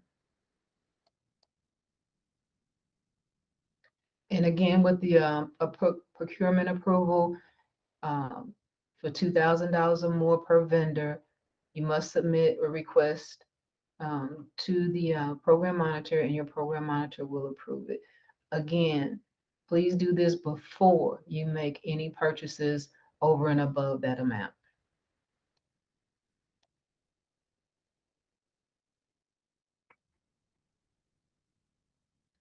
Okay, so in the previous one, the section, we dealt primarily with direct costs. Now we're going to deal with per unit reimbursement. And a lot of it's going to be a lot of overlap. It's basically the same. However, the required documents might be a little different. So, well, not might be, they are different. With the direct pay, you submit actual invoices and schedules. With the request for reimbursement for per units, you don't submit those documents, but you still have to have them. So it's important to know that even though you're not providing that supporting documentation to CDA fiscal directly, when you're audited, you need to make sure that you have those documents on hand, because those supporting documents will justify, your request for reimbursement. So the per unit, the way the per unit reimbursement or subrecipient works is if you're getting paid based on a number of units delivered or services provided at a predetermined fixed rate. So there's just a fixed rate and times your units of service or units delivered, and you get reimbursed based on that. That's the per unit rate. So for example, if you have 10 financial education classes that are being held at $730 each, the subrecipient will get reimbursed $7,300. So that's your per unit fixed rate reimbursement process. And the subrecipient should submit a request for reimbursement directly to CDA, just as the direct pay did. I should say CDA fiscal, not CDA, just CDA fiscal section. That's important. And what's going to be included in the packet? Well, first of all, you're going to have your request for reimbursement form signed and dated by the preparer and the approved signator. You're going to have a properly completed operating agency activity summary sheet. And this basically similar to the interim request for reimbursement, but it breaks down the per units, the time period covered, and it shows the extension. And then you want to also include a copy of the summary page of your programmatic report, including the certification statement. So your programmatic report has a lot of detail to it that the CDA fiscal section doesn't need. We basically need the summary page. So the other detail information goes to your program monitor. And this basically is what I was just saying. The programmatic report in its entirety should go to the program monitor. So please make sure that the programmatic report and all necessary supporting documentation has been submitted to your program monitor before submitting the request for interim reimbursement to CDA fiscal section. And that's important because when you submit your request for reimbursement, that request will be sent to the program monitor for review, and that's when they're going to look at their detail and see if your criteria and obligations have been met. And then when they sign off on on all of that information, they send it back to the fiscal section, and the fiscal section moves forward with processing the request for reimbursement. So the request for interim reimbursement requires a preparation date and a report period ending date. And sometimes these get confused, but a preparation date is basically the date that it's being prepared. If you're doing preparing a request for interim reimbursement today, then that's going to be your preparation date. The report period ending date is going to be the time frame for which you're requesting reimbursement. So if you're doing it today, that means you most likely are requesting reimbursement for January activity. So your report period ending date is going to be January 31st. Okay, so the date field, again, should show when the form was prepared. The report period ending field should show the last day of the month or the month in which expenses are being reimbursed. And this should also coincide with your programmatic report, because they're going to look at that same time frame to make sure that you met your obligations there.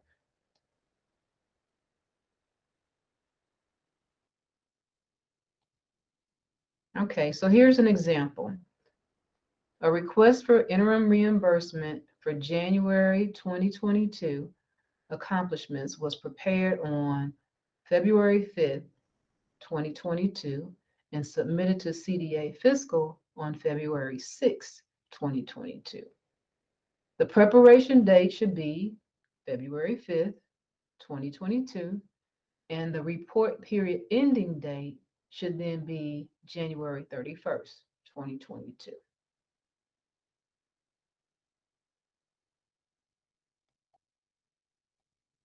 Again, 2 sets of documents are required, just as in the previous section. So you want to have your original documents, and then you want to also include an extra set, a copy. Okay.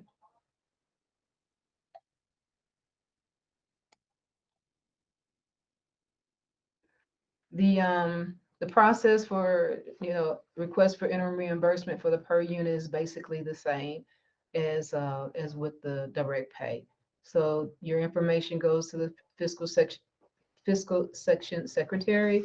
She moves that forward to the proper monitor. The monitor reviews it and submits it to the program section for review. They approve it and return it to the fiscal section for further processing. And again, if there's a problem, or if for some reason, say you requested a reimbursement for more funds than are available, the amount you requested is going to be different from the amount that was actually approved, and you won't be reimbursed for the full amount, in which case the fiscal section will attach a fiscal review form explaining what the difference is, and or they will email it to you so that you'll know when you get your check and see that it's not what you asked for, you'll know why. And of course, you're always free to call or email, but typically we try to talk to you in advance. So a lot of times you already know before you get your check if it's going to be a difference.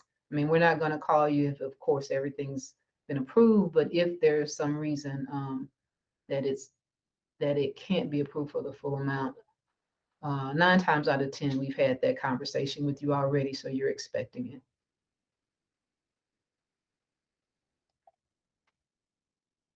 Again, our 10 business day rule applies. So we try to get everything turned around within 10 business days.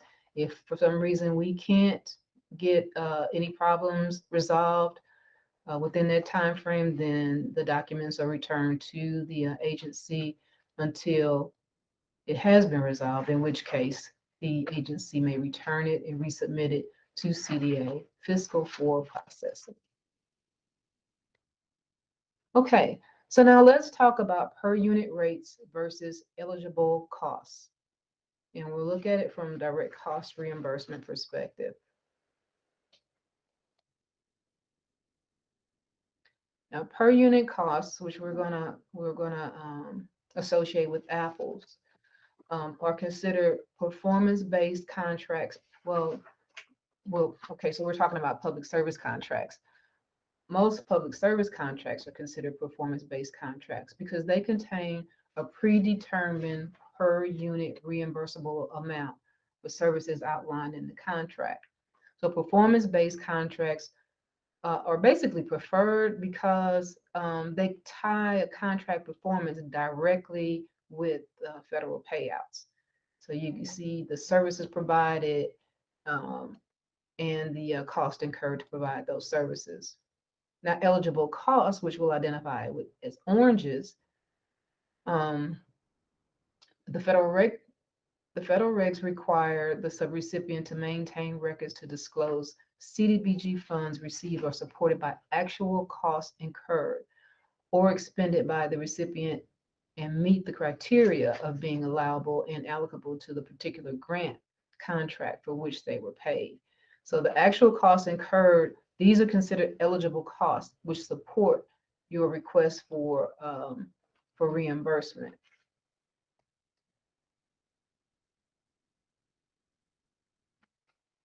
So all performance-based contracts containing a predetermined per unit reimbursable rate must have eligible costs to support the entire amount of that's reimbursed by CDA. So again, your per unit reimbursable rate, which is your apples, have to be supported by eligible costs, oranges. These two different things, but they go hand in hand.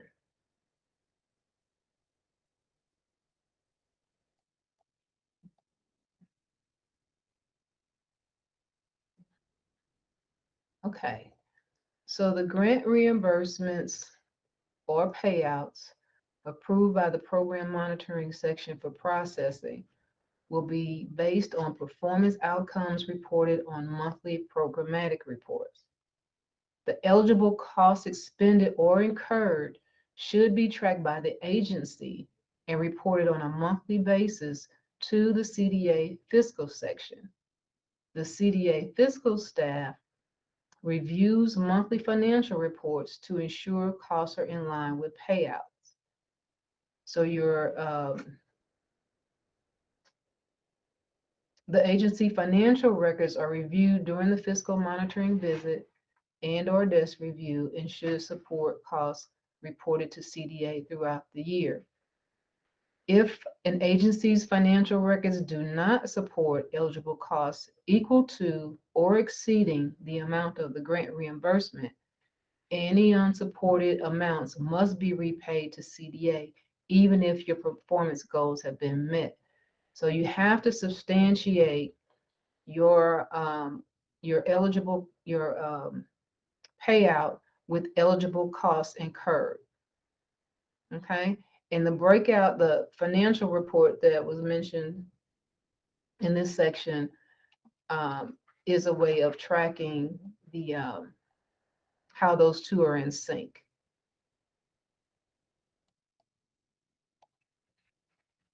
Speaking of financial reporting, that's going to be our next section. So the financial report is a monthly requirement for the duration of your grant agreement period with CDA. Financial reports are due on the 15th day of the month. Review your contract effective date. The first monthly financial report is due on the 15th day of the preceding month. For example, your first report due for contracts with an effective date of January 1st, 2022 is February 15th, 2022. So most contracts are running from January 1 through December 31st. So whatever month you're reporting on, or whatever month has just been completed, the financial reports for that month is due the following month on the 15th. At the end of the year, December 31st, 2022, once that contract has been completed, the financial report for the end of the year is due on January 15th of 2023.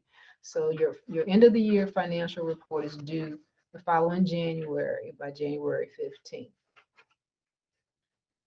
And if your contract is extended for some reason, your last report is due the 15 days after the extension of your contract. We have a few of those, but not very many.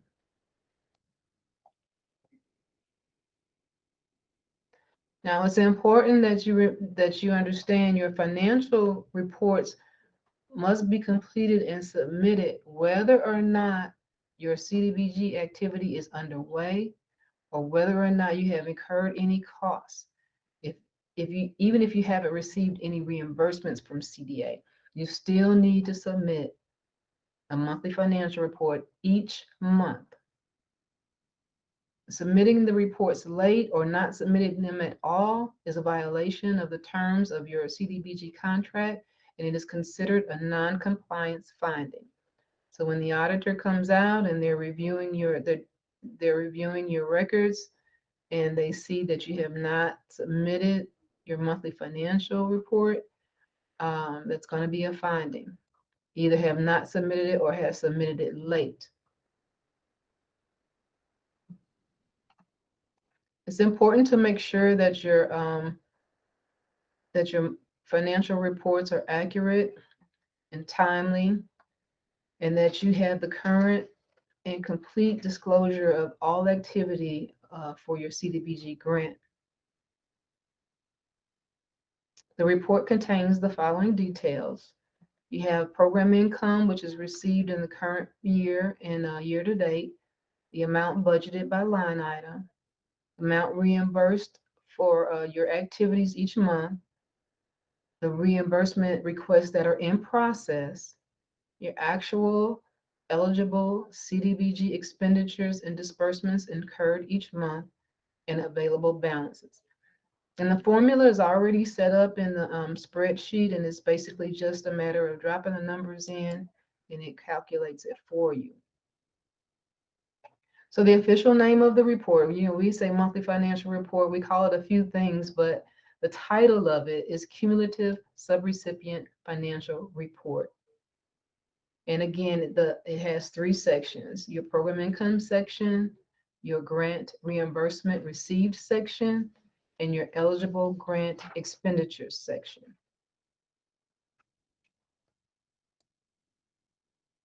The program income section is not going to apply to most agencies, but there are a few that receive program income. And basically, this is income, gross income that is generated directly by grant-supported activity, and it's earned as a result of the grant agreement and during the grant period. So if the funds provided to the agency are used to generate income, then that's considered program income. And all program income must be reported to CDA,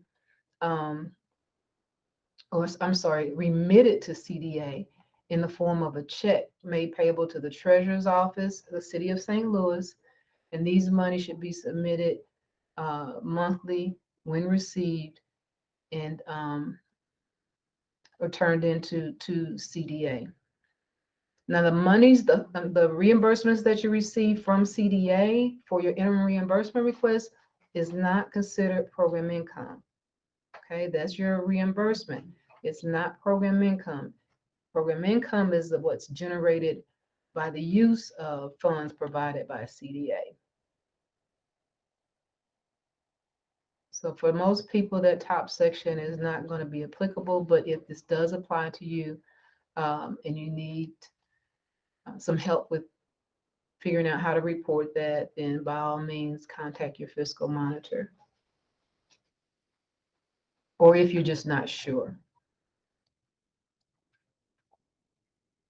Now the reimbursement section, in the reimbursement section, you're going to record any reimbursements received during the month. Again, the form will calculate the total received to date. You only want to put, and that's the middle section, that's section 2 of your monthly financial report. You only want to put reimbursements received during the month. If you have not received, if you submitted a request for reimbursement and have not received your reimbursement by the end of the month, then you will record that amount as in process. Okay, so only funds actually received go into the reimbursement section.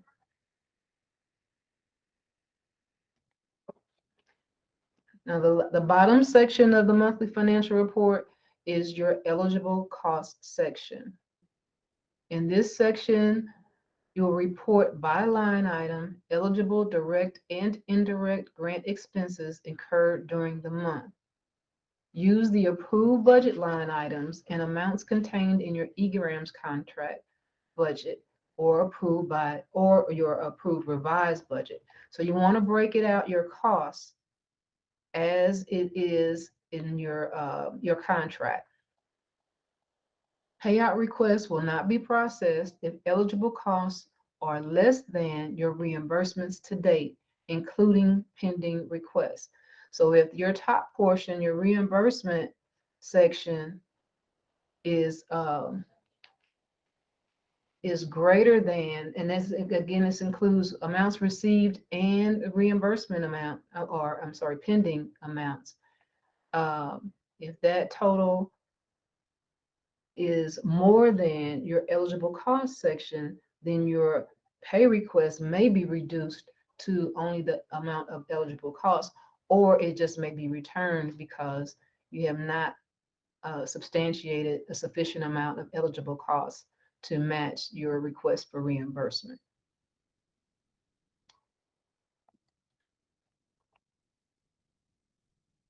So again, the per unit reimbursement section versus the eligible cost section is like apples and oranges.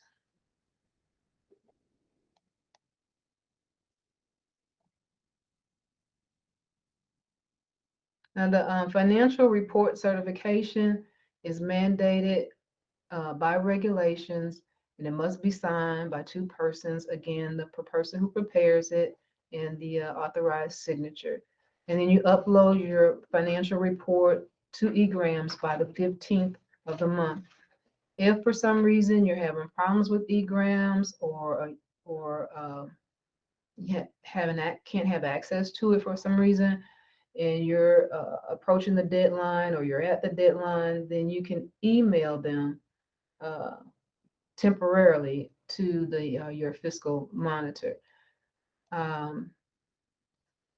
Sometimes there are glitches which prevent you from uploading the reports, but typically we try to get them resolved in time for you to be able to process or upload the report. But if you have any problems, either contact your fiscal monitor or your program monitor, and we'll help you get it resolved. And in the meantime, you can scan and email the monthly financial report so that you get it in by the deadline. Okay. So I'm going to turn this back over to Brian, and he's going to continue with fiscal monitoring.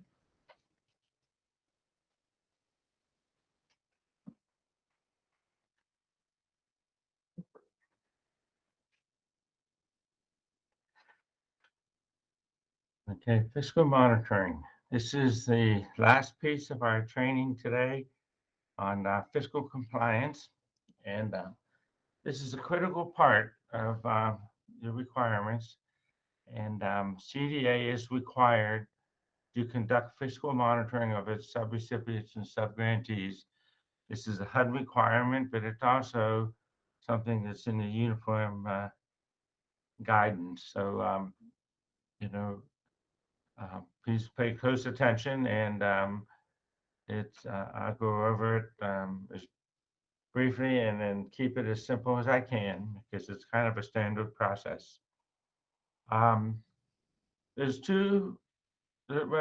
a handful of things that regulate the fiscal monitoring, but really we have a couple of governing regulations, federal regulations, and the 2 of them are under Code of Federal Register, Section 24, Part 580. It's often called CFR, so 24 CFR Part 570. And that is strictly really governing the CDBG program. So that piece is strictly about HUD and the block grant program. And it covers the grant administration, and addresses general responsibilities related to the grant administration and other program requirements. The second piece is what we call the uniform guidance, and it's 2 CFR Part 200. The uniform guidance is really applicable to all federal agencies and all federal departments. So no matter what, if you have multiple funding sources from the federal government, the uniform guidance is applicable to all those programs. But then the Section 24 CFR Part 570 is only applicable to the block grant program. So, the uniform guidance was implemented in December of 26th of 2014. And prior to that, there were a handful of regulations, and they were all combined as one, and it kind of simplified it, and it's easy to follow. So it's pretty easy. If you ever need to, just go out to Google, and you Google 2 CFR Part 200, and the uniform guidance will pop right up. And actually the same goes for all the federal regulations. So for block grant, just type in 24 CFR Part 570, and you get all the regulations pertaining to the block grant program. And so other governing regulations can be CDA's Operating Agency Procedures Manual. And we're currently revising that. So sometimes this year, we'll probably send you out a revised edition. The last time it was updated was 2005. So it's well, a lot of things have changed since then. And so we hope to be getting that out to you soon. So in addition to the operating agency manual, your CDA contract, and also the grant agreement that CDA has with HUD, those two things also add some regulations. But as far as your contract with CDA and the subrecipients, a lot of that language is taken from the federal regulations. So the uniform guidance and the Part 570, a lot of stuff that's in there in those regulations is added to the CDA contract, and to emphasize it, and it's critical that you're aware of it. So you can always reference back to the federal regulations if what's in the contract isn't clear, and you can get additional information by just Googling the regulation. And so I think we've done a pretty good job of clarifying a lot of the requirements. And if you're ever not clear, your first point of contact with CDA should be your program monitor. And after your program monitor, you can contact your fiscal monitor. But your fiscal monitor should be contacted only if it's strictly a fiscal item, such as you've submitted a request for reimbursement and you're expecting a payment and you think it's taken longer than you should, or you have a question about it. You can contact your fiscal monitor there, or if it's your monthly financial report, you can contact your monitor. And otherwise it should be your program monitor. And so how do we start off with the fiscal monitoring? Well, the first thing we really do is a risk assessment. And a risk assessment, it re-rates you under various factors. But anybody with a high risk, obviously is going to have a monitoring visit where we come out, and those with a lower risk, sometimes we do now what we call a desk review, and I'll talk about those in a minute. But some of the things about the risk assessment, if you're a new agency and it's your first year of funding, you're an automatic high risk. And and people that are high risk should also receive one technical assistance per year. And a lot of it is covered in what we're doing today. And but it's basically how to request the money, how to fill out your monthly financial report, and procurement, and any particular requirement that needs to be complied with. And again, if you're ever not sure, call CDA.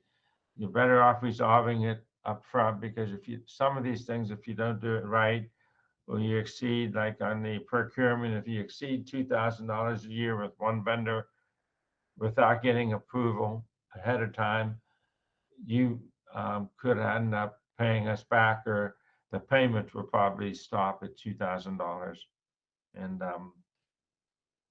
anything above $2,000, you need to do procurement and get approval from CDA. Now, on the risk assessment, what goes into it? I mean, and like I mentioned, if you're a new agency or it's your first year of funding with CDA, you're at high risk. Or in the past, based on our monitoring visits, you have some findings. And if we know of any program irregularities, that's going to obviously give you a high risk. If you have a high turnover of staff, and that's self-explanatory. If you have new staff that aren't familiar with the block grant program, then there's already a training and a learning curve there, a training cycle and a learning curve. So and also if your inability to complete or submit your required documents, that's another reason for giving you a higher risk. And then if we are aware of any improper use of funds, or sometimes some beneficiaries aren't happy with what they thought they were eligible for under the programs, and they may notify us.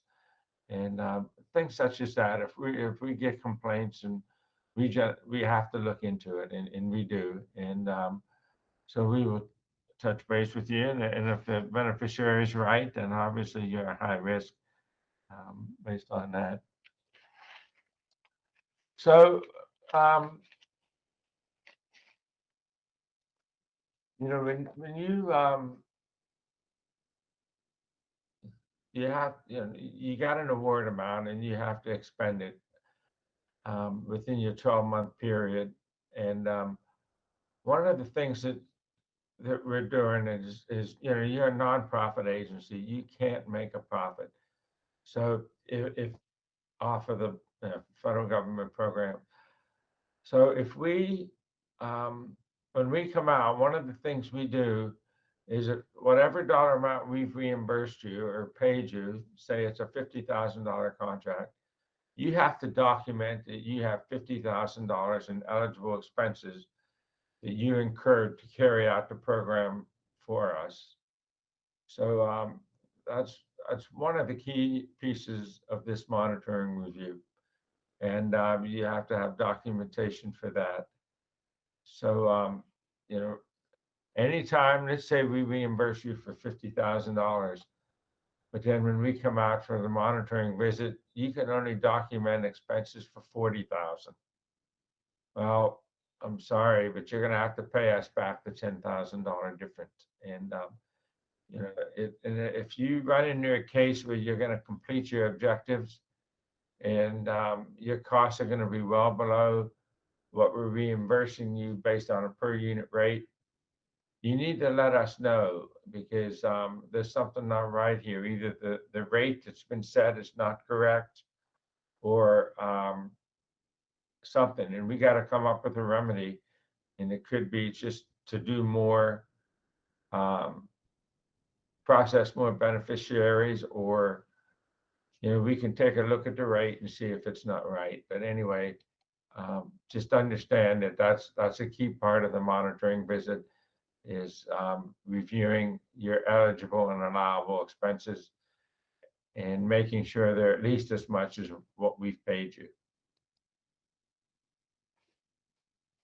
So, this isn't a surprise visit. You're going to get one every year, and that you receive an award from us. So roughly about 3 weeks prior to a site visit, some fiscal monitor or somebody assigned to do the monitoring here within the fiscal section will contact you, your agency, about setting a date and obtaining the names of the key personnel that we will need to work with while we're doing the monitoring visit. So, once we contact you and set a date, then we're going to send you a letter confirming everything. And we're going to confirm the date, the scope of the monitoring, and then what time we're going to do the entrance conference. And I'll talk about it in a minute, but we start off with an entrance conference.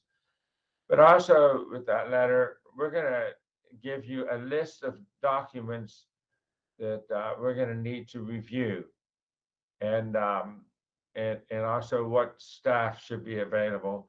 And it's obviously your key fiscal people, and I'm sure we want to touch base with the director or somebody that does oversee the program.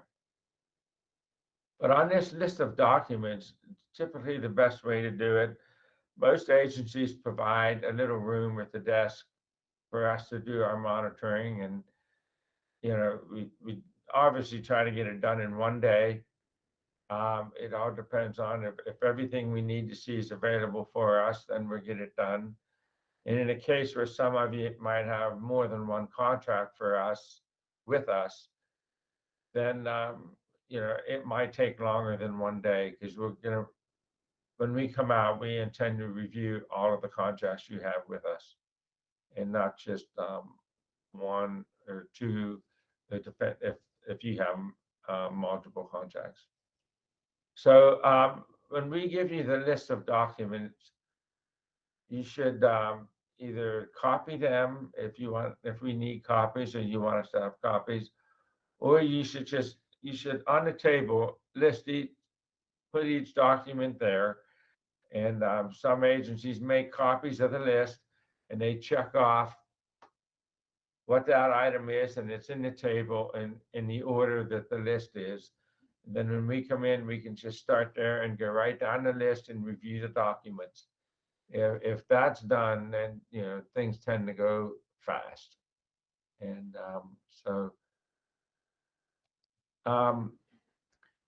that's really what you should do and have ready for us when we come out. So we'll start off with an entrance conference. And like I said, that'll be the time of the entrance conference will be stated in your letter. And it should be with the director and your appropriate financial personnel. And then we'll talk about the purpose and scope of the visit. And the monitor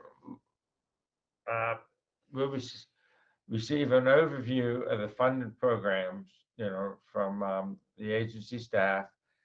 And then you have to keep in mind that any documents that you do not provide during the visit will not be considered. And like if you say, I'll send it to you tomorrow, I'll find it and send it to you. No, when we leave your office, our fiscal monitoring report is going to be based on what we put together and what you provided for us while we were there. And unfortunately, that's something HUD has been quite emphatic about, and they've been enforcing that upon us in the last few years. So, what the monitor will do is he or she will review all the documents listed on the list, and then also we have a questionnaire for you. Typically now we send that questionnaire to you that you can fill out in advance. In the past, what we would do is meet with you one-on-one and ask you the questions, and we'd fill in the answers. But we've kind of changed our procedures in a little bit, and I'll go over that in a minute. But and also the monitor will complete Excel spreadsheets of various test works that we apply and that we look at. And typically what that is, we're going to look at what your primary costs are, and we're not going to pull every invoice and every cost. We're just going to do a sample. We might pull a half a dozen vouchers, or we may pull 3 or 4 pay periods and check for your timesheets that the timesheets support the amount of hours that you're showing as eligible cost. And again, this is really a compliance audit or compliance review to see that you have adequate support and documentation for the costs that you have incurred.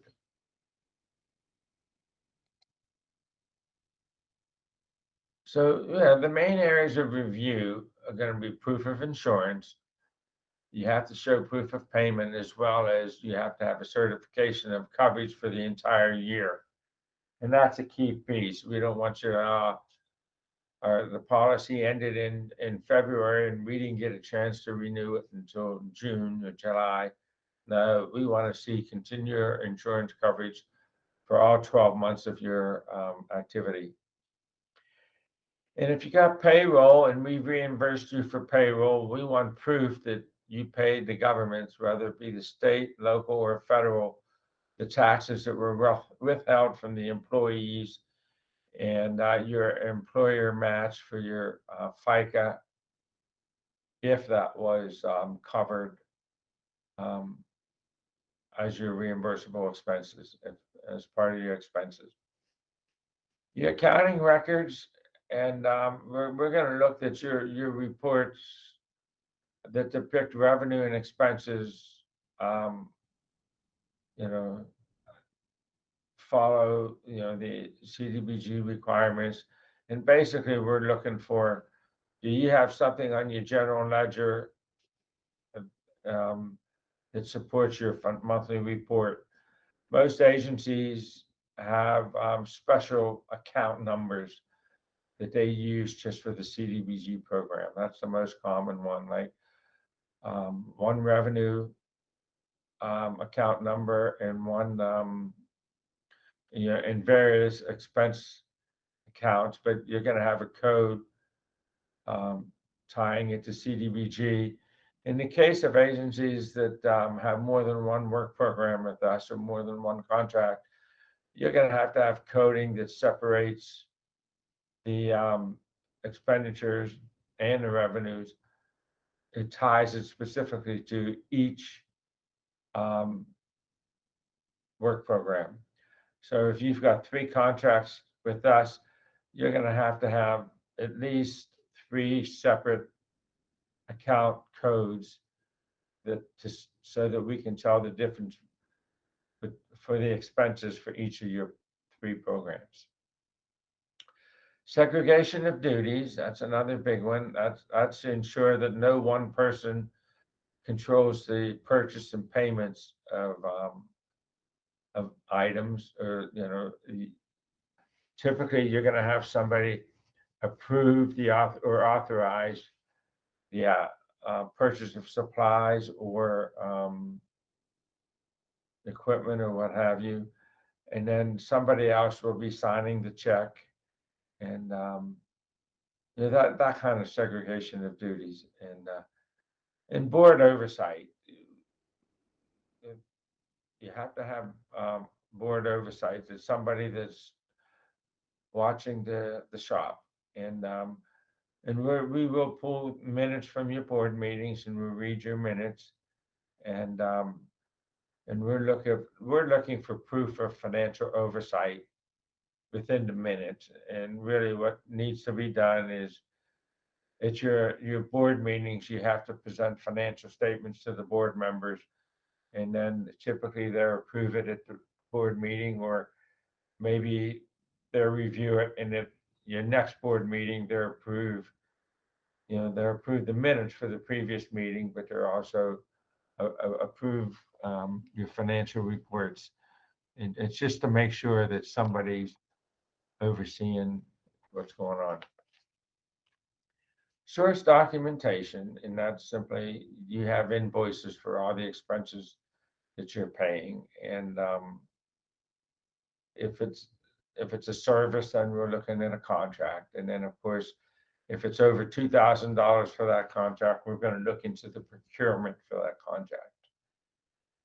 Again, earlier I mentioned timesheets. Anytime you charge payroll to the block grant program, you have to have timesheets, and that's everybody. You know, I know a lot of executives and directors and higher management are not used to filling out timesheets. But if your salary is covered in any part by the block grant program, you have to do timesheets. There's just no way around it. That's what HUD requires to document that you worked on the block grant program. On your timesheet, you're going to have a column that lists CDBG, and at the end of every day when you sign out, you list how many hours that day you worked on the block grant program. And We have another thing we check called a 3-day rule. And this is something that's not applicable to everybody, especially per unit, obviously. But really what it is, when you receive a payment for us from CDA, you have 3 days to disperse it. And in most cases, on a per unit basis, you have other funding sources, and your company is able to leverage the funds where they can pay the bills first and then get reimbursed by us. But in some cases, if you have a big payment, such as a big insurance or some large item, we may approve, HUD doesn't like advance payments, but something that's going to be expended within 3 days. If you receive the check from us, that's not considered an advance payment. But if we give you a large payment, we're going to be looking to see, did you pay that bill for which that payment was intended? Did you do it within 3 days of receiving the check from us? So, and also, we're looking at bank statements and canceled checks, and we'll look to see that you did deposit the checks that we sent you, that we paid you, and then also some of the costs that you claim as reasonable and necessary to carry out the block grant program. We'll be looking not just at the invoice to see if they're allowable, but we'll trace some of them back to see that they were actually paid. And again, we just take a sample of, depending on the dollar volume and your activity and your risk assessment, we'll determine the sample size at that time. And other funding sources, you have to list with CDA, and HUD requires us to find this out. What are other funding sources do you get to support the same program? And so we're going to be asking you your other funding sources, and we have to report to HUD and what other leverage funding you guys have.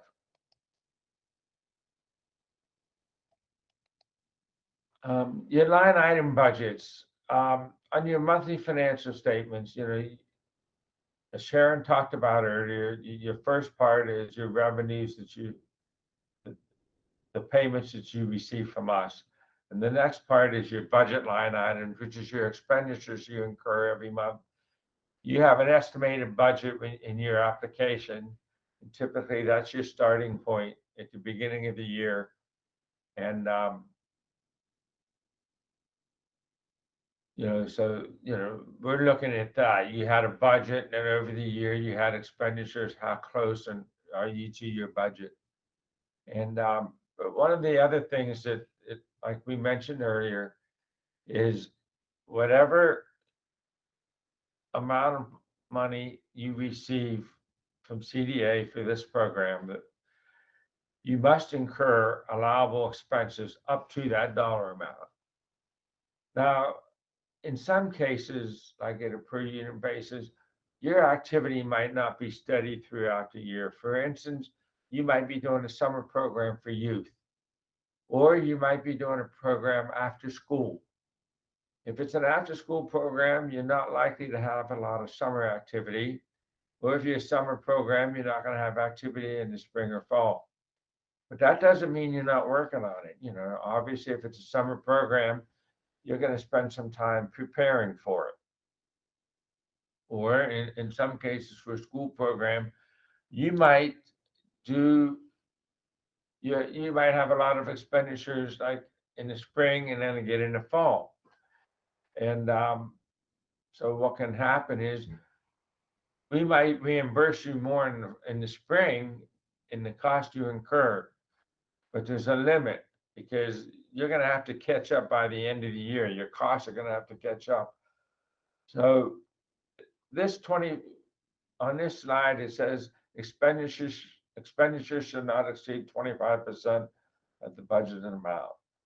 Well, that's for various reasons. Obviously, if you overspend your budget, there's a reason for concern. Something's not right, and we want to take a look at that. But also, if we've been reimbursing you in the beginning of the program based on your per unit number of participants, and then your expenses aren't keeping up with that, we're going to be concerned, because by the end of the year, if your revenues continue to exceed your expenditures, then you're going to have to pay us some money back. So we watch that, and certainly in the second half of the year, we're pretty firm that your expenditures need to be in line with what you're requesting for reimbursement. So it's it's something we watch closely, because the last thing you want to do is have to repay us money back, and then we're trying to monitor that throughout the year to prevent that from happening.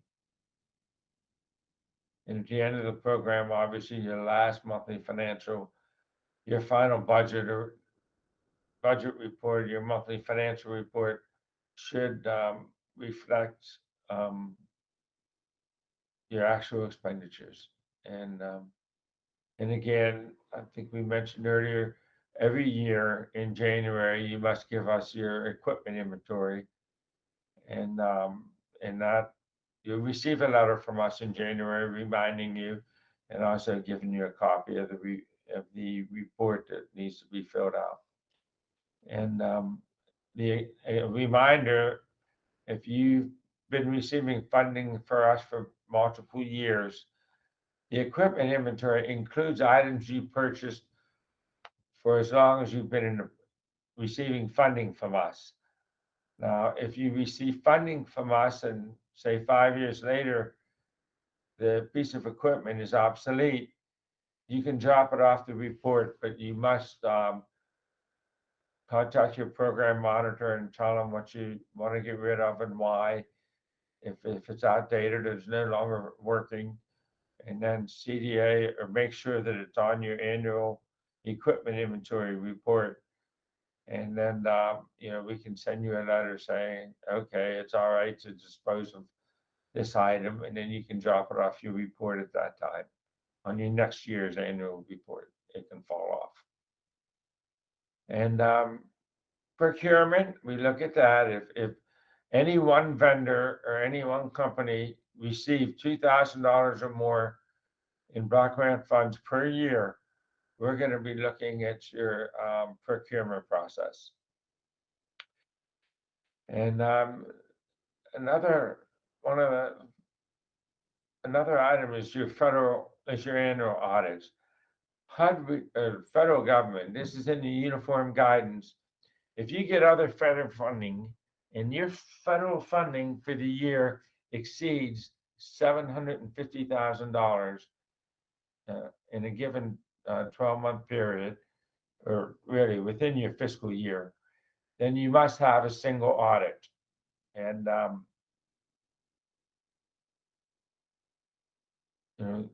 by the way, if that's the case, your audit expenses are also eligible under the block grant program, but only in proportion to what we funded.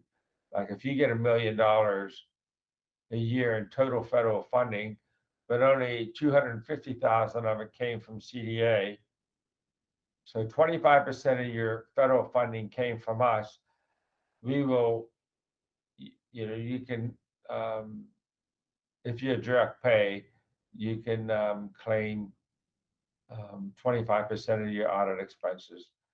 And otherwise, if you have an established indirect cost rate, your audit report will be covered under that. And the last thing we are concerned with is your going concern. Especially lately with the coronavirus, a lot of companies and a lot of nonprofits are struggling. So we're going to evaluate, like, if your expenses stayed up, but your revenues really dropped, and you're struggling this year, we evaluate your ability to continue as a going concern. And so those are your key areas that we review when we come out. And so the monitor that comes out, when she takes a look at all the documents that you have ready for us, she'll do some analytical test work depending on it. Like I said, for payroll, pull the payroll for certain payrolls, and certain invoices, we'll trace it from when you ordered it through payment, and we'll look at the payment to clear on the bank statement or a canceled check or something to that effect, so that we can track the full process. And if it's over 2,000, we'll check the procurement. If it's if it's something that needs approval before the staff can go out and buy something, they need approval from the management. We're looking for some document that they authorized the purchase. And then so we'll review all of the documents that we look at and we'll form conclusions. And then what we're looking at is, are you complying with the federal regulations? And that's one thing. And then the other thing is, if some areas of your internal controls are not very strong and we think they need to be tightened up because they could present a problem down the road if you don't tighten those procedures up, we'll list that as a concern. So we'll draft a report of findings and concerns, and we'll go over those with you before we leave, and you have a chance to respond to us. And then before we go home and finalize a report, come back to the office, I should say. So what's the difference between a finding and a concern? A finding is a deficiency in the program performance that's a direct violation of a specific statutory or regulatory requirement. So clearly something you have to do, is you're supposed to do, and you don't do it, that's a finding. A concern is just a recommendation to change or provide further information on a current practice in order to avoid future findings of noncompliance. In other words, we think it needs to be tightened up, or it could be a problem. And before we leave, we'll tell you that what your findings are, and if there are no findings and you don't want to have an extra conference, that's your choice. That'd be all right. But if there are, typically, if those findings are concerned, we're going to hold an extra conference on the way out with the director, and hopefully with maybe even a board member present. And depending on, the board members are going to get a copy of the report anyway. So, some of them may participate in the monitoring review process anyway. Sometimes that's not unusual that board members make themselves available during the monitoring visits. So in the exit conference, we'll present the tentative conclusions, including findings and concerns. That will give you the chance to state your position, and if you disagree with us, let us know then. And then if you need additional time to make your case and to document it, that you got to clarify your position with us, and we'll talk about that before we leave, before the monitoring activity is done for that day. And then if you agree with us that you have some deficiency, then you need to provide us with a plan and that's underway to correct the matter. And this isn't about coming out and getting you, because really, if you have findings, then we look bad as well. And we really don't want findings. We're there to help you comply, or to make sure you're complying, because if you're a new agency, you might not know, or if some rules change and you weren't aware of it, we got to get you in compliance that way. But we don't want to have findings either. And so we're there to work as a team, and hopefully that's how you view a monitoring visit. So, after we do our day of monitoring and we return to our office after the exit conference, we'll prepare a report and a letter, and then we'll send it out to you, typically to the director and the board members. And it basically, it's an overall, in the monitoring letter, there's an overall view of the program operations and any findings or concerns that we observed during the visit. And if there are findings, then your required corrective action will be noted. And then we'll also have a deadline that that you need to resolve these issues by. And so you're going to need, we'll give you a recommended corrective action, and we'll have a deadline date that you need to submit that plan to us. And so in any non-compliance by the deadline date that's been established will clearly result in an interruption of current funding and certainly future funding. So if we have a monitoring finding, we want some corrective action by a certain date, and you don't do it, well, we're not going to continue to fund you throughout that year until those issues are addressed.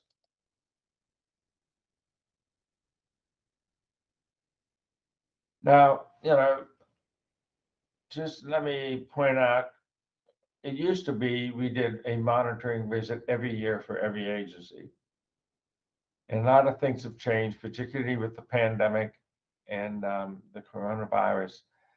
And it's just not practical and possible to go out and visit every site. So, based on your risk assessment, you might be chosen for a desk review. And everybody's going to be monitored. So you're either going to have a desk review or you're going to have a site visit. And so even, with the coronavirus, and we're trying, this year we did mostly desk reviews. And what that requires you to do is you still have to gather the same documents. You can either scan them and email them to us, or in some cases, you can make copies and we can swing by and pick them up. Or you can put them on a flash drive. There's various ways, as long as you're able to provide us with the documentation we need to do a review, we'll work with you.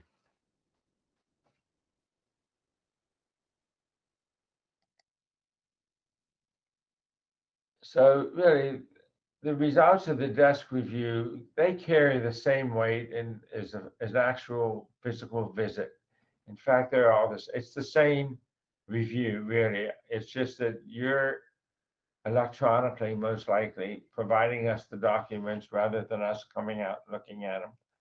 But the report and the findings and the impact of the findings are the same, whether it's a desk review or a site visit. And again, a reminder, the deadlines to correct any findings must be adhered to. And if it's not, any finding certainly could impact your future funding if you intend to, apply for funding again next year.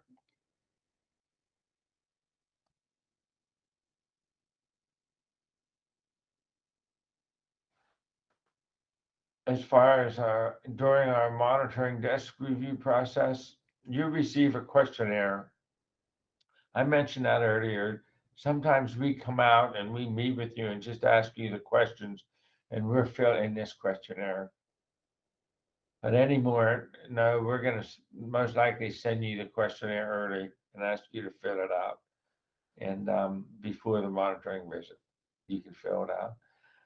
And it should be completed by the deadline noted. And all requested documents should be submitted to CDA with the completed questionnaire. So obviously this questionnaire will be sent to you up front when you get a list of the documents that you need to provide for us.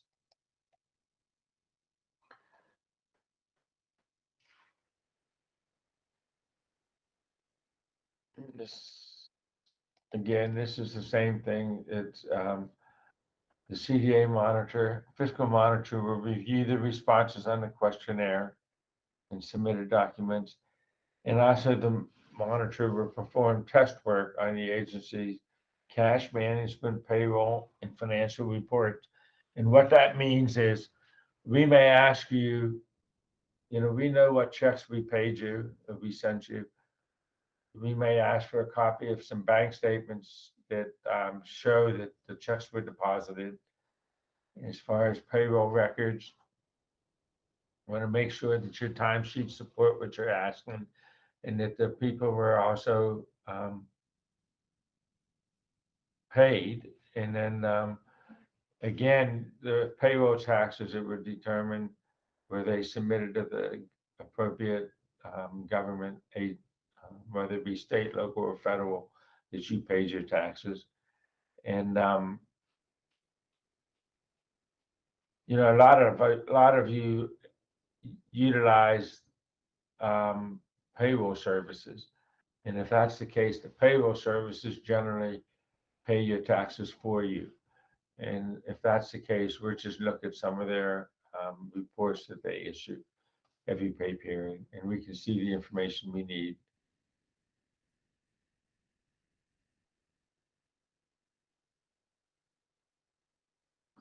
So,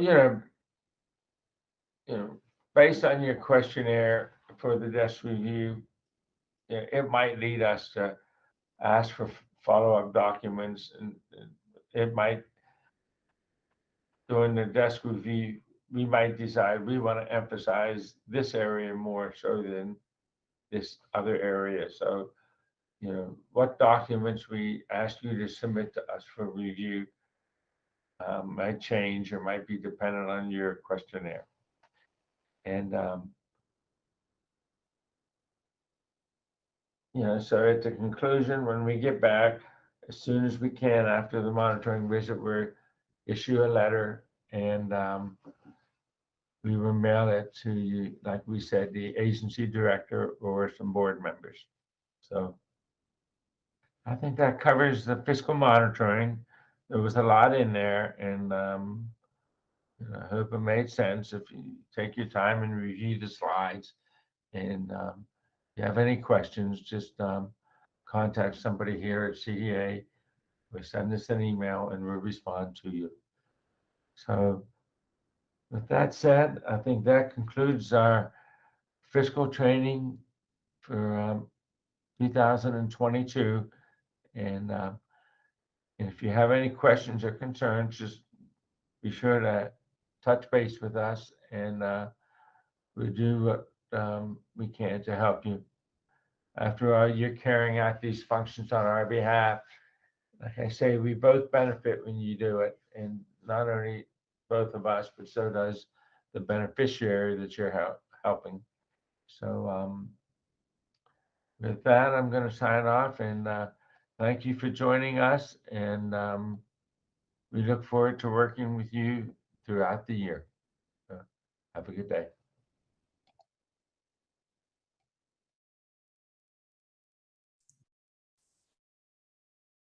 Okay, so this concludes our first OA training. As a reminder, CDA will provide a PDF of these presentations to everyone who is in attendance. Once these slides are posted on our website, you will also be notified once they've been uploaded. You'll also be notified when we start our second OA training in the upcoming weeks. So thank you for your attendance and your attention, and enjoy this warm weather. Goodbye.